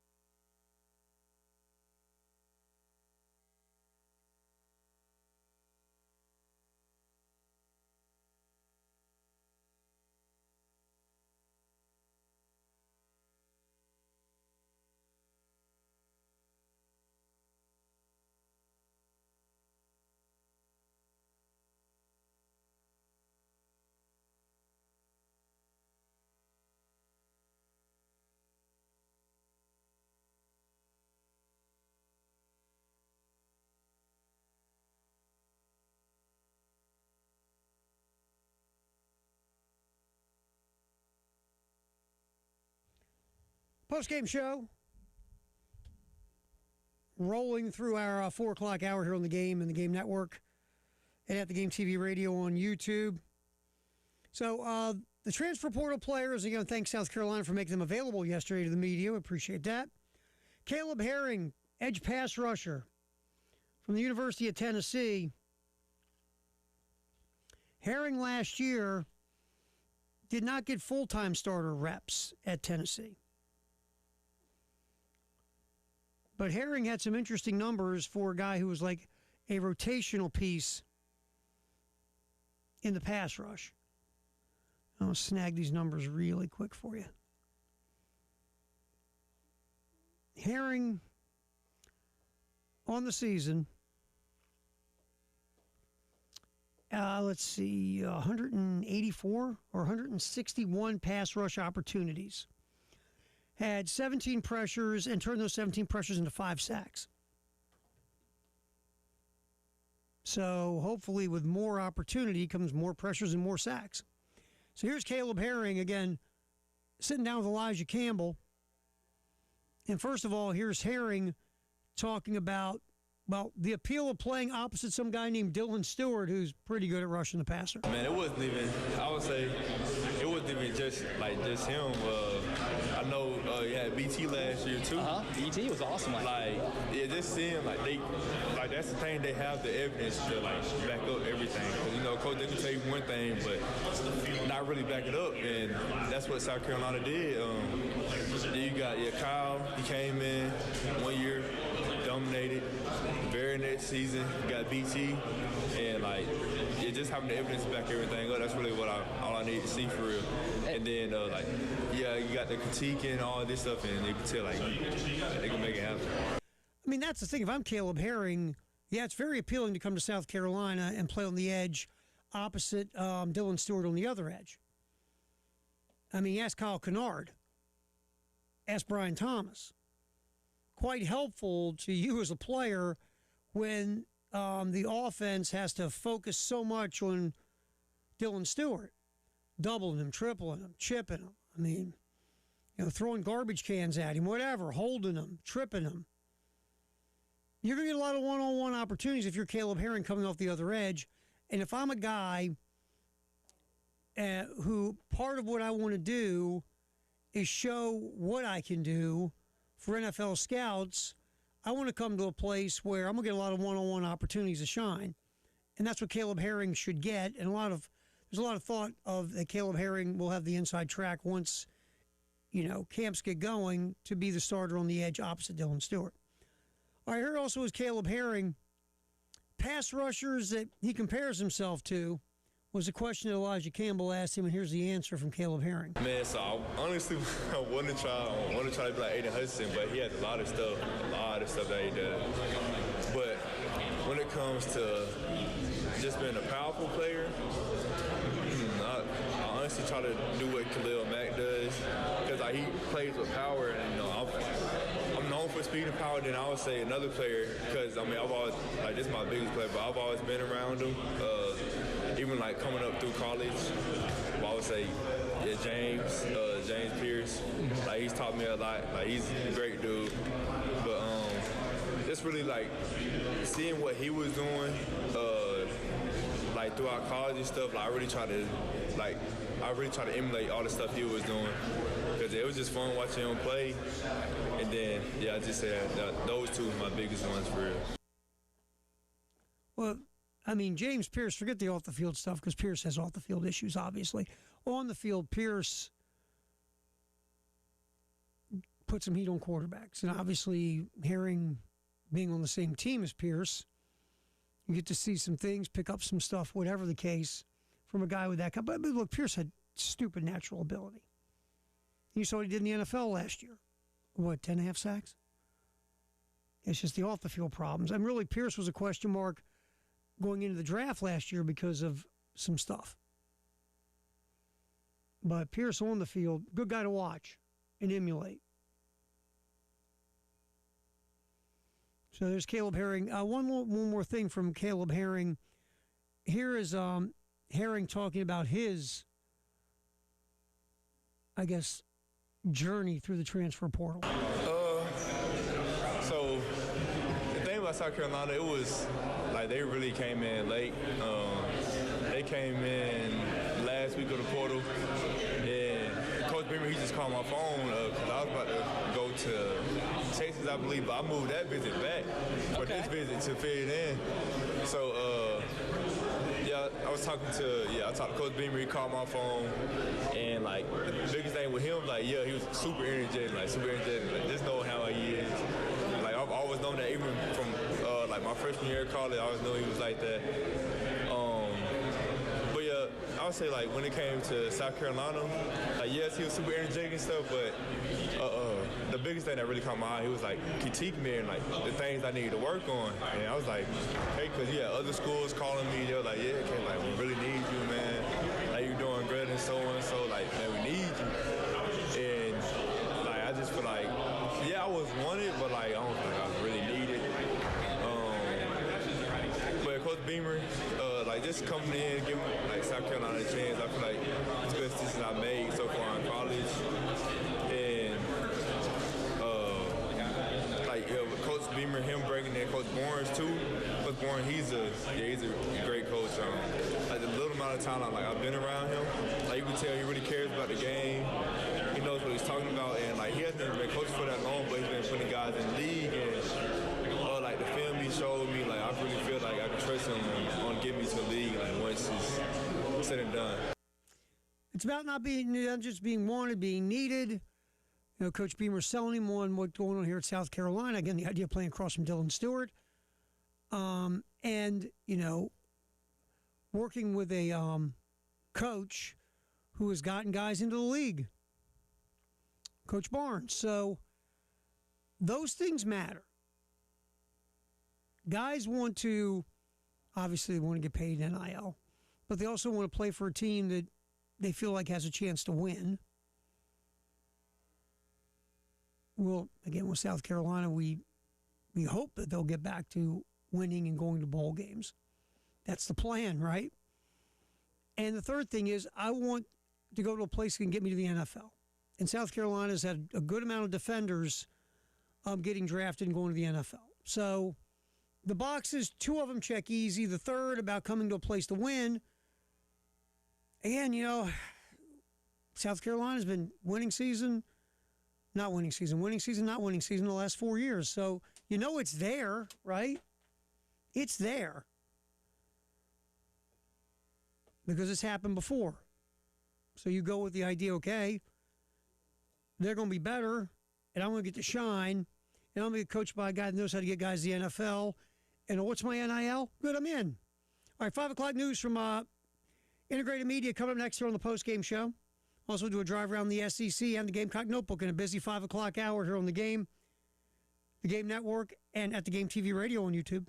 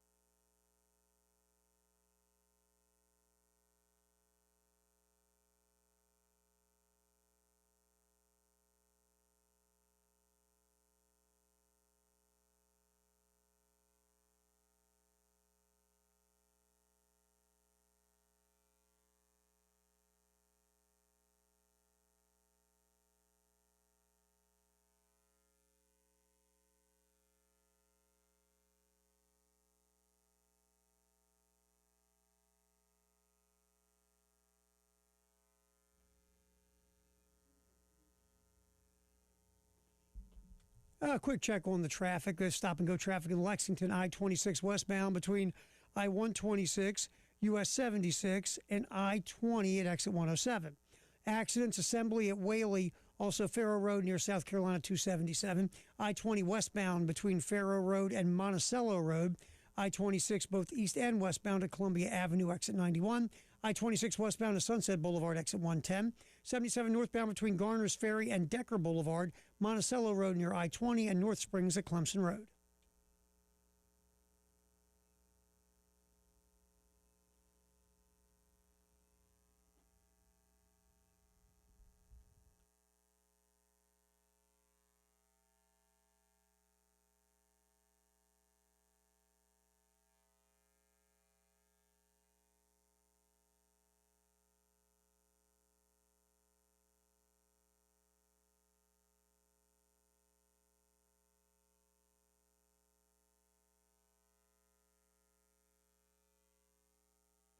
Alrighty, quick check on the traffic.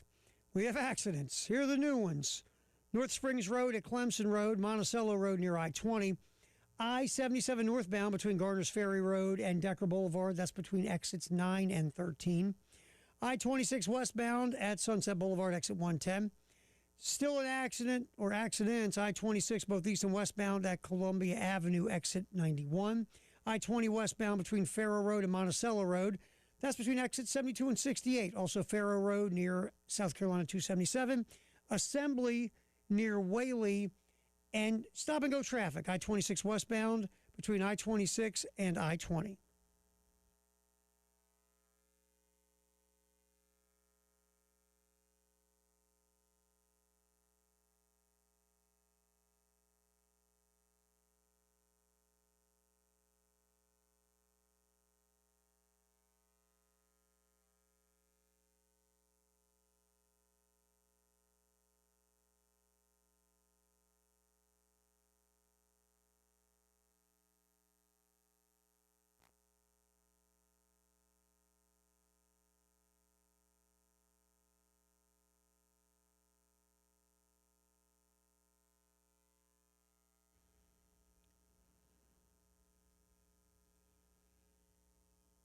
Five o'clock news, sponsored by our buds at Integrated Media. Michael and Nathan and the whole crew, we appreciate them. All right, last night, 9-8, South Carolina loses to Queens. Yes, to Queens. Queens 0 for 17. Lifetime against Power 4 schools until last night. Paul Maneri, head baseball coach, afterwards talking about how tough of a loss this was. Well, tough one for us tonight, obviously. Credit Queens a lot. They came out smoking. We had a chance to take an early lead there in the first inning and couldn't get ahead with a runner in scoring position, and he threw up a 3 spot in the second inning and another one in the third inning. All of a sudden we had a big hole. And I've seen this happen many times over 4 decades where, you know, a team comes in and they start getting confident, they start making great plays, diving plays, you hit balls hard and it's right at people, you know, things happen. And, you know, we made a run there at the end, but unfortunately, you know, couldn't get all the way back. We only shut them out for 4 innings, I think, tonight out of 9. So obviously they were tough on our pitchers, and you know we had some hits, but just not enough when it mattered. So congratulations to Queens, they deserved it. There's Coach Maneri. Yeah, I mean, there's a combination of stuff when you lose a game like this. First of all, the other team has to start fast. That gives them confidence and hope, right? If you skull kick them like 7-0 in the first inning, they're done, usually. But that didn't happen. Queens is the one that got going. They were up 6-1, and now they believe. And then you inflicted self-harm to yourself with walks and errors. That didn't help, obviously. And then before you know it, baseball gods and momentum all were sitting in the Queens dugout. And then you're scrambling and scuffling trying to catch up. And South Carolina couldn't get it done, losing 9-8. Yeah, it was a tough one. We'll hear more from Coach Maneri in the Gamecock Notebook at 5:15 here on the game. All right, Dawn Staley, good news regarding Chloe Kitts and Ashlyn Watkins. Here is Dawn Staley. We'll let her give you the good news on what goes on with those two players, one injured and one taking the year off to get some stuff taken care of. Here's Dawn Staley about her two bigs. Chloe will come back next year. I think she said that on Instagram. Is she right? Well, as far as I know, transfer portal isn't open right now. So. And Dawn, with that, I mean, have you heard any indication from Ashlyn, or are you still kind of giving her space? I mean, Ashlyn took the year off, so she'll come back when the year's up. That's sometime in May. So there you go. Ashlyn Watkins back. Chloe Kitts should be back. I love Dawn. Well, transfer portal hasn't opened yet. But you feel if you get Chloe Kitts and Ashlyn Watkins back next year, you'll have Joyce Edwards. You'll be okay up front. You will be. Your front court will be just fine. That's good news from Dawn Staley yesterday. All right, to the national scene. For the third straight year, the Miami Dolphins ranked first overall in the NFL Players Association annual report cards, according to a survey. The results obtained by ESPN, the Vikings finished second overall in 2026, followed by the Commanders. Now, again, what does this mean in regards to winning? Obviously nothing, because neither the Dolphins, the Vikings, or the Commanders made the playoffs. Now, to be fair, 2 years ago, the Commanders got to the NFC Championship game. The Vikings have been a perennial playoff team under Kevin McConnell, and the Dolphins had made the playoffs here recently, 2 straight years, a couple of seasons ago under Mike McDaniel. But these teams did not make the playoffs in the past season. Regarding the Dolphins, the NFL Players Association survey wrote, players consistently describe the organization as the best in the league. This is about treating players, facilities, things of that nature. Now, it's interesting the Dolphins continue to pop at the top of these rankings because their owner, Stephen Ross, is looked at as a goof and not a very good owner and a meddling owner. And a lot of people think the Dolphins will never be a serious contender as long as that guy owns the team. So it's interesting that players think the Dolphins have the best organization in the NFL. The Vikings, like I said, to be fair, up until this year, have been in the playoffs a ton. And, Kevin O'Connell is looked at as a really good head coach. I know that's only part of the equation in this survey, but it is interesting. And this comes back to maybe ownership, maybe facilities aren't the best.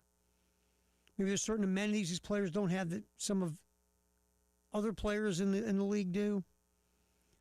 Number 3 with the Commanders, look, since Josh Harris and that crew took over from Daniel Snyder, there's been a lot of positivity about the Commanders.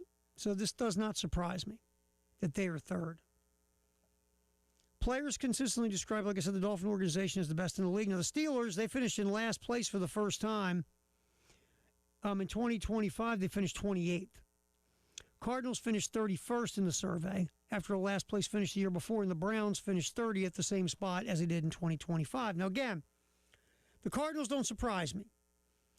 Anything involving the Bidwell family typically does not have a long, consistent history of success. Michael Bidwell, you've heard a lot of stuff. He's not a good owner. And that's not a good organization. So that one, again, I don't go, wow, didn't see that coming. Nor the Browns. Again, you look at the Browns, you don't go, wow, man, players must love to go there. Freeze your tail off right by Lake Erie. But the Steelers being where they're at is a surprise. And a lot of that there is because of their facilities. Steelers receive low grades in several categories. Steeler owner Art Rooney ranks last in the league for willingness to invest in facilities, a trend reflected in the Steelers' poor facility rating across the board. In a new category this year, the Steelers had the lowest rated home field in the league by a wide margin. Players cite inadequate maintenance and excessive wear from hosting local college and high school games. Players across the league note the poor conditions of the field and emphasize the need for investment to bring it up to standard. Steelers locker room graded an F. Players reported they only have 5 bathroom stalls for the entire team. It's a lot of guys using 5 stalls.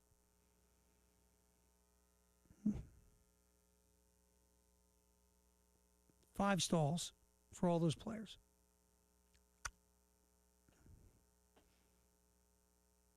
We're not going to comment on a report that we have not seen in its entirety, says Steelers Senior Director of Communications, Bert Lawton.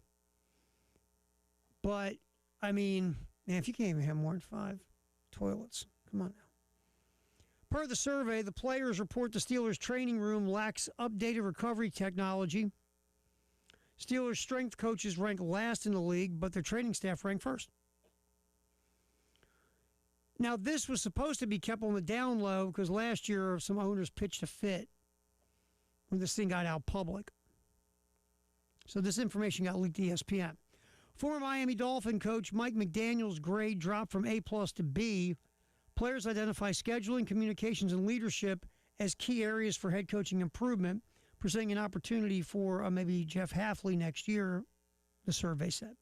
Miami ranked 4th in home field advantage because of the national grass at Hard Rock Stadium, with players highlighting their preference for quality grass fields like this one. Now, McDaniel was under a lot of heat and fire last year.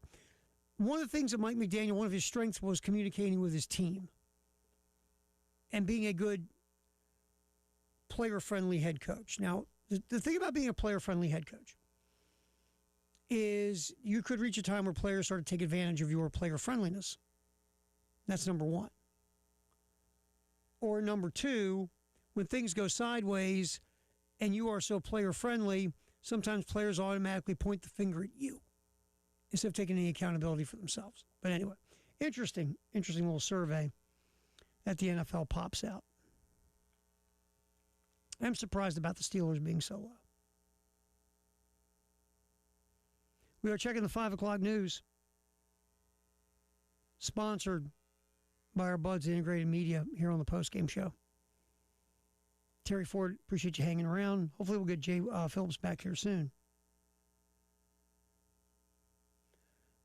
Okay, the SEC and the Big Ten commissioned a study, and that study concluded that allowing conferences to pool their media rights, a key proposal among some looking to solve money problems in college sports, would guarantee less revenue than if the leagues continue the decade-old practice of selling their own games. The idea of pooling rights has been touted by some lawmakers and sports leaders as the best way to supercharge revenue and ensure college sports remain solvent in a new, more expensive era brought on by NIL. The study, a copy which was shared Thursday with the AP, estimated that the rate leagues such as the SEC and Big Ten and the ACC and the Big 12 are increasing the value of their media rights. They would outperform one much-cited projection that said the schools could add $7 billion worth over the next decade or so by pooling their rights. Quote, the proposal not only fails to produce more revenue than the current conference structure, but also introduces a dangerously unworkable model and new risks to the college sports landscape. Where do you get that $7 billion, Tara? Easy. The $7 billion projected is the brainchild of Cody Campbell. You know him, the Texas Tech billionaire, head of the Board of Regents at Texas Tech, and he established a nonprofit called Saving College Sports, which is a focal point of the paper's analysis. Both Campbell and a Democrat-backed bill in the Senate called the SAFE Act have proposed rewriting the 1961 Sports Broadcasting Act, which bars conferences from combining their TV rights. Now, Campbell responded to the release of the study on social media, calling college sports broken, and those who first made the mess and profit handsomely from the status quo do not want to fix it. Campbell acknowledged that the unspooling of TV contracts that have varying expiration dates between leagues and broadcasters would take years, and the SCS proposes creating an independent entity charged with maximizing revenue. Here's my thing. Of course, the Big Ten and the SEC don't want to change anything that's going to make them less money, or would change their stranglehold on college athletics, especially, really, I should say, college football. So if I'm the SEC and I'm the Big Ten, I'm the two big dogs in the big sport making the most money, why do I want to change? Unless you're going to guarantee me even more money to help my advantage grow even bigger. Look, from the perspective of the Big Ten or the SEC, I'm not welfare. I'm not charity. I'm not here to share with you. I got mine. I've earned mine. You go get yours. Leave me alone. But to be fair as a fan, to kind of get some kind of level playing field, of course you would want to see something like this, especially if you root for a Big Ten, a Big 12 or an ACC school. Because you're far behind the SEC and the Big Ten regards to generating revenue and money per school when it comes to the big picture. What these conferences are giving out in rights fees to Big Ten and SEC schools, a lot more than the ACC or the Big 12. So I get, if I'm in the ACC or the Big 12, I want this or want to keep looking at something like this so I can get my playing field more level. If I'm the Big Ten and the SEC, I'm like, screw you guys. We like our advantage. We're not changing anything. All right, that's 5 o'clock news sponsored by Integrated Media. We will get back to some comments from Paul Maneri from last night's disappointing 9-8 loss to Queens by the Gamecocks. We'll rack that up next here on the postgame show. Terry Ford, glad you'd be hanging out with us as we roll on the Game Network, and our YouTube channel at the Game TV Radio.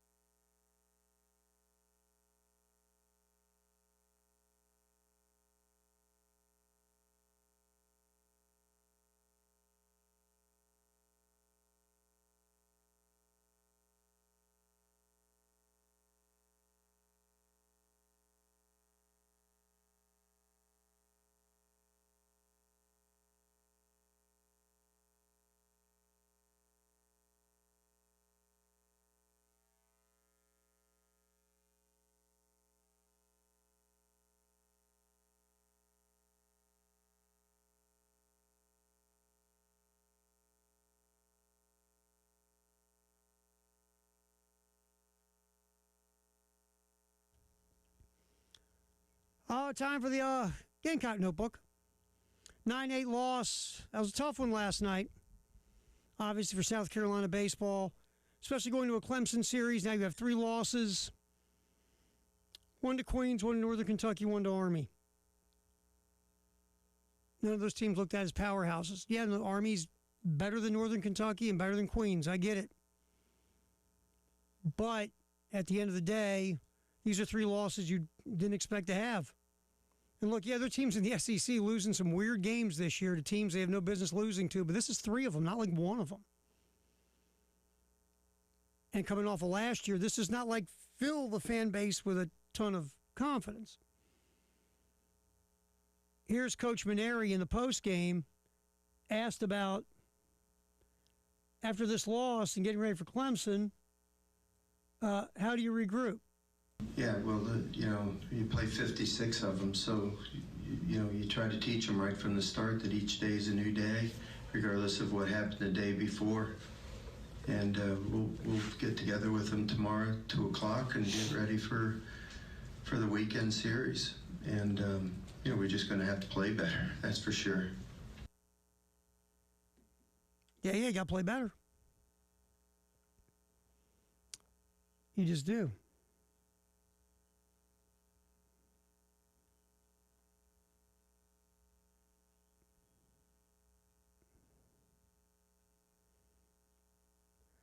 And how you do that? Well, that's a good question.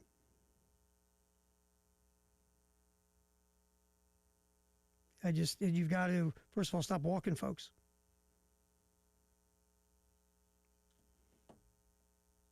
Get a little cleaner in the field. 3 errors last night. Your pitching, for the most part, has been pretty good this year, except for, obviously, the Army game and last night. Offensively, it's been kind of a mixed bag. Last night, you got a ton of hits, 17 knocks.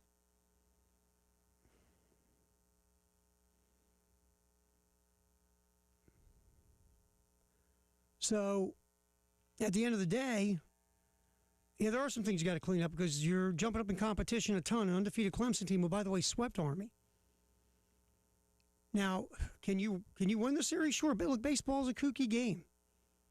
What's the old saying? Momentum's the next day starting pitcher, all that stuff. Can you turn it around and win a series? Sure. I mean, is there a lot of confidence in that right now? No. Matter of fact, over 80-some% of the folks on our Twitter poll have zero confidence in South Carolina winning this series after what just happened and what's going on so far this year and what went on last year. All right, here's Coach Maneri talking about the pitching that early with his first 2 guys had a tough time. I mean, it's just hard to say, Jack. He's doing as well as he can. I mean, they're hitting some pitches. He's not overpowering. He doesn't have, he doesn't have great stuff, and he throws strikes, and sometimes they hit it. But that the 3-run homer the kid hit to center field. He threw a strike and the kid hit it. You give credit to the Queens kid. So, Chicoli, he was throwing strikes. He just probably threw too many strikes. He had guys down in the count and they gave up hits with 0-2 counts and things like that. He's got to learn to, kind of make them chase his pitch once he gets ahead in the count, because he doesn't have overpowering stuff either. They're tough kids and they compete hard, but you gotta just make perfect pitches sometimes when you don't have overpowering stuff. And both of them got hit around a little bit today, and we got in the hole and just a little bit too much to overcome. Yeah, I mean, Connor and Parker both got hit around. 2 1/3, 8 hits, 6 earned runs, 2 walks, 2 strikeouts. And so about Chicoli, and it's true, when you don't have overpowering stuff, your margin of error is really slim. Really slim. You can't miss with your location. You got to be good with pinpointing pitches. You got to hit your spots, all that stuff. Because if you don't have overpowering stuff and you miss over the plate, it gets hit. It gets hit hard. So a tough start for the two last night on the mound, and, well, South Carolina was playing catch-up the rest of the night. All right, let's get to Coach Mainieri. What surprises him through 9 games so far this year? Again, season's young, but after 9 games, Mainieri giving his thoughts on surprises. I don't know, Jack. It's I mean, we've done some good things. Obviously there's 3 losses there that you'd like to think that you were good enough to win those games. One game, we had the right guy up there with the bases loaded and 2 outs in the 9th inning, and we're struck out. And today we had a chance, but just couldn't quite get over the hump. One game we were terribly outplayed by Army, so those are the 3 losses that we had. So it's a long season, and we just got to keep getting better. There's obviously areas that we need to improve in and get more consistent in, and we're going to keep working at it. And this weekend would be a good time to kind of put it all together. And then Coach was asked about the positives so far in the 2026 season. Well, there's always some positives, I thought Hudson Lee threw really great there at the end, and Patrick Dudley, a freshman, threw the ball pretty good. And we didn't give up. The kids kept battling, and like I said, I've seen this happen so many times in my lifetime where, you play these games and, teams that you feel like you probably have more talent than, and you should beat them. But what happens is they gain confidence early in the game because you don't take advantage of a scoring opportunity. They do. They get a couple of big hits. Maybe you don't make quite as good of pitches, and next thing you know, you're in a hole. And then when you guys really start focusing, they start smoking balls, but they're right at people, or they're making diving catches, and you get some bad breaks go against you. And it's baseball. It happens. I love this game, but there's some days not so much, because those things start to happen. And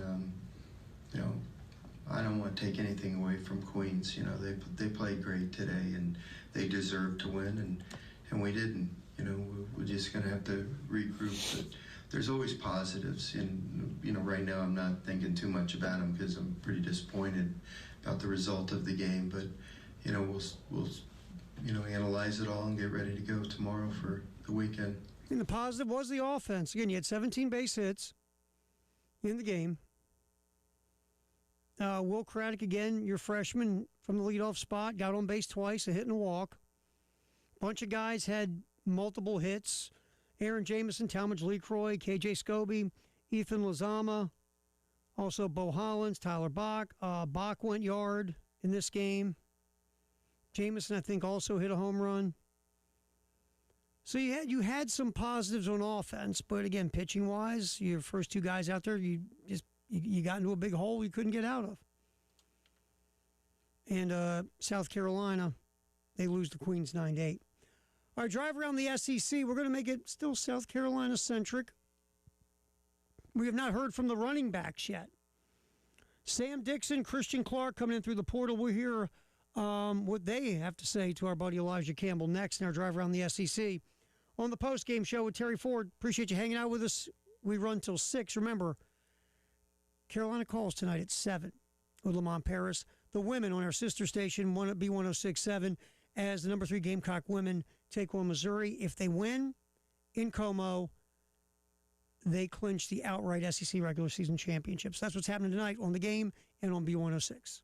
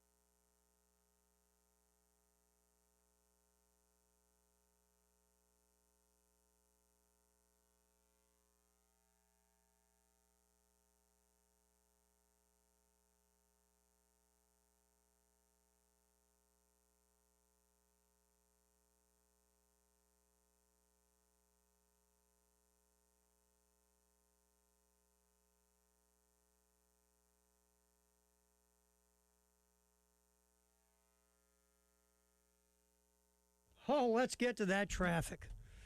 As soon as I can get it up on the computer. All right, we got a new accident. Well, 2 of them. Heck, 3, 4. We got a ton of new ones. Berry Hill Road at Bush River Road, also Clemson Road at Longtown Road. I-26 westbound at Sunset Boulevard, exit 110. I-77 southbound at Killian Road, exit 22. I-77 southbound at Bluff Road, exit 5. Kennerly Road at Broad River Road. Lee Road at Longtown Road. Leesburg Road at Fairmont Drive. Platte Springs Road at South Lake Drive.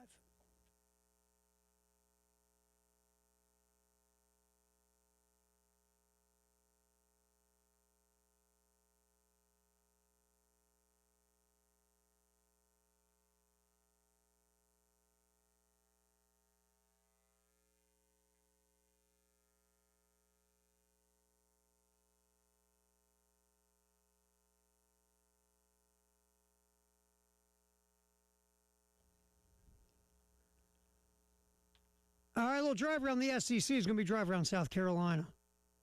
Because South Carolina's in the SEC. Look, break the rules. Hell, it's our feature. Do what we want. We're going to get back to the running back room through the transfer portal. And again, thanks South Carolina for making the transfer portal dudes available yesterday. Elijah Campbell went and hung out with them. Did a little Q&A with a bunch of them. We've heard from the offensive linemen, Hank Purvis, Carter Miller, Seth Smith, Armando Nieves. Also, edge pass rusher Caleb Herring. Now, 2 running backs. First, we'll start with Christian Clark. Now, Christian Clark last year played at Texas. Clark only, because of injuries, only played in 7 games. But Clark did have himself, let's see here, going through his numbers. Through the season, ended up with 132 yards rushing on 36 carries in the regular season, 3.7 yards a pop at Texas. A crowded running back room. He's hit the portal, lands in South Carolina. And Clark, first off, why did you pick South Carolina? Really, all the talent that the program has. The addition of Coach Drayton, I heard so many great things about him. His track record, who he's coached, all that stuff. So I really just want to be a part of that. I want to be coached by him. So. Coach Drayton's name comes up there. Quite interesting. And I would love, I know it's never going to happen, but it would be fun,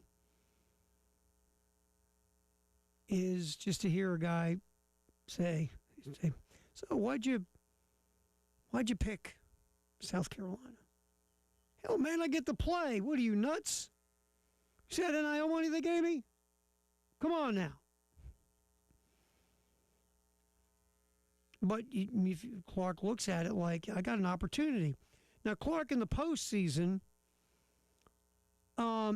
against Michigan in the Citrus Bowl, Clark had a solid game, 20 carries, 105 yards, 5.3 yards a pop, long run of 22, did score a touchdown. So despite having an injury-plagued season, Clark had a solid bowl game against Michigan. So Clark is an interesting part of that running back room. And right now, no one is head and shoulders above anybody.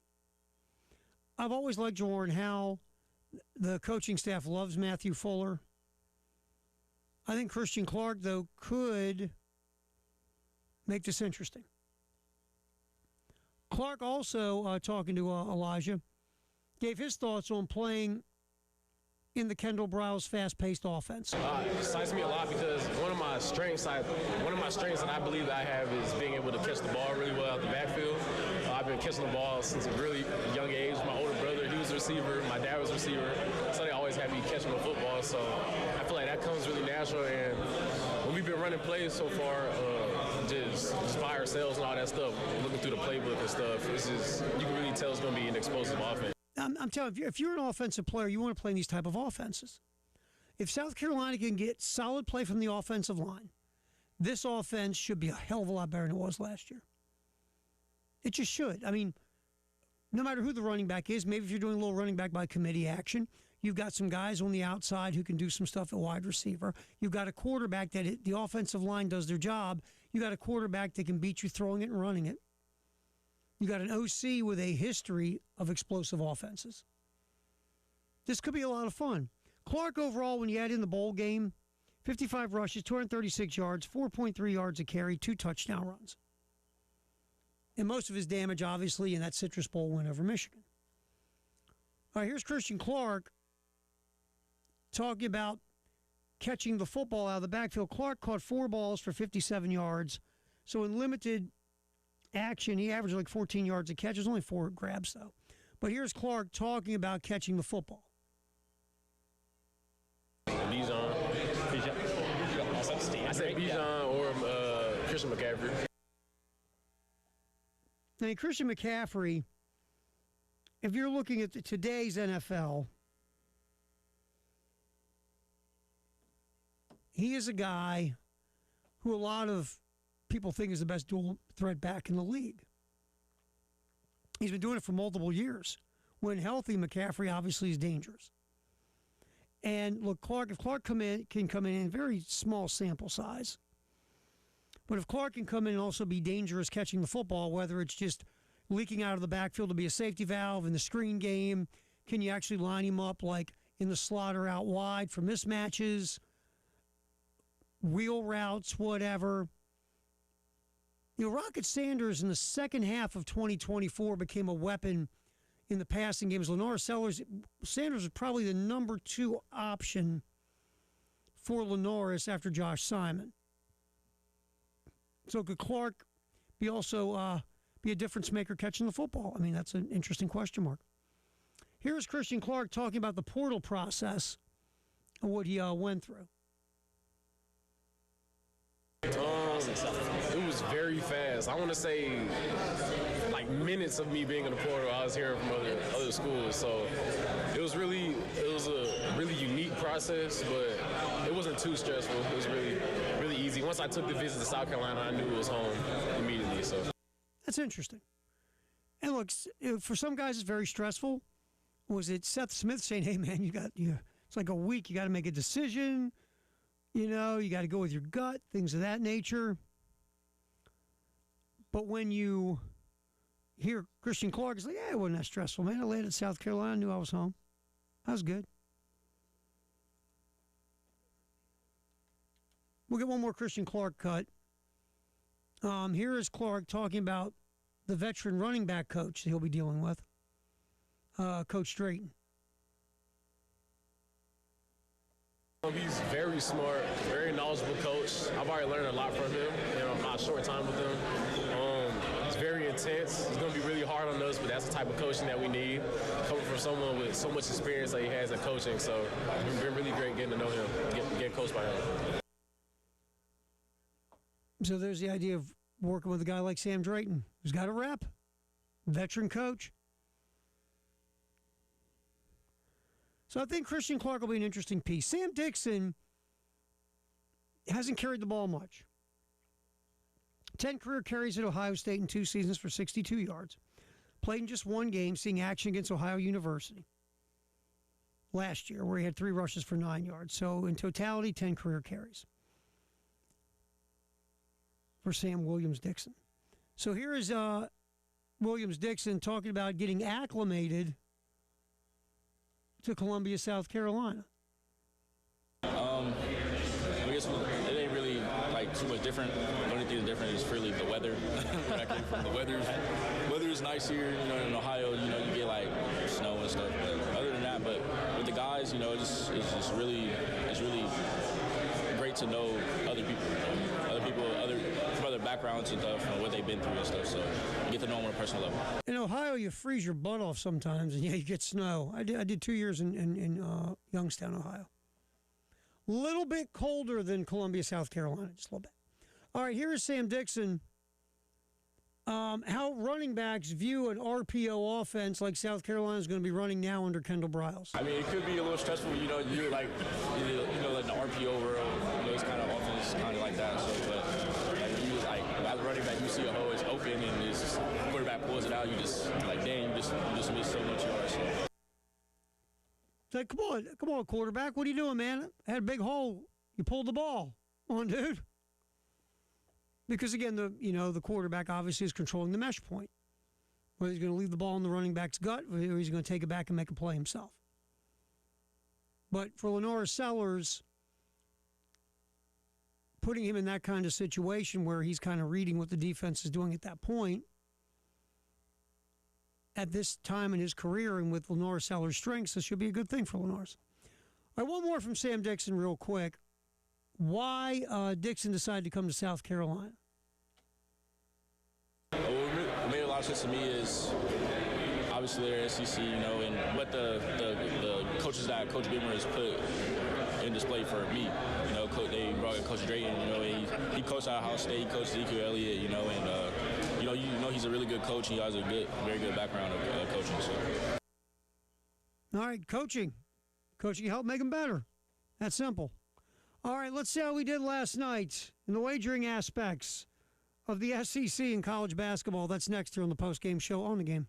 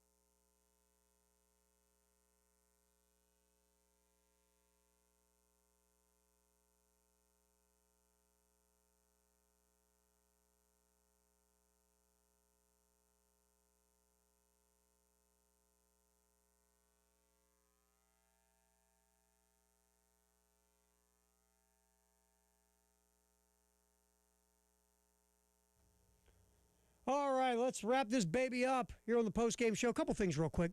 Crescent Construction Grand Slam contest. No Grand Slam last night, so the pot goes up to $225. If a Gamecock hitter does go yard with the bases loaded, you could win the cash in the pot.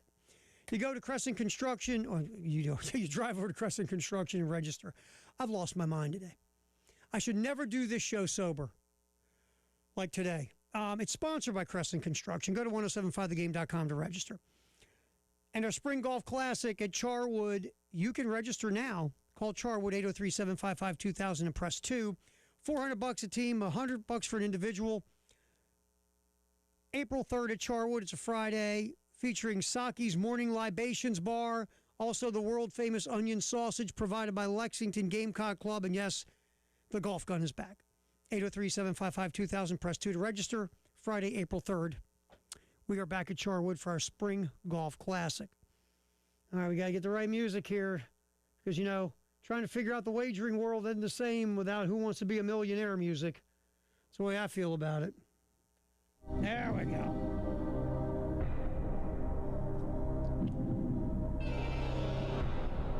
Now we're cooking. All right, so last night we took Florida in the points. No, we took Florida to win, but Texas to cover. It looked like that was going to happen until Florida started pulling away in the second half. Florida covers and wins 84-71. We took an L there.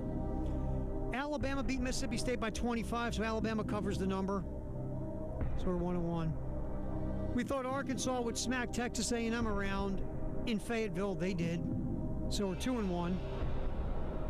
We said Vanderbilt would cover the number against Georgia. Vanderbilt won by 8. We got that one. And we said Ole Miss at home would beat LSU in a battle of two bad teams. Well, LSU won in 2 overtimes in Oxford. So we went 3-2 for the night. Yippee for us.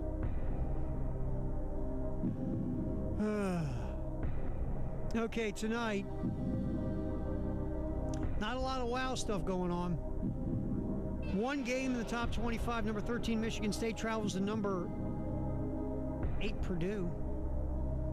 Purdue's giving Michigan State 6.5. Michigan State is typical Michigan State. Really good defensive team. Kind of on offense. I'll give you the example. 6th in defensive efficiency per Ken Palm, 42nd in offensive efficiency. 9th overall, though, in the country. Purdue 7th overall in the country. Number 2 on offense. Number 25. Number 23 on defense. Purdue's at home. I think they're the better all-around team.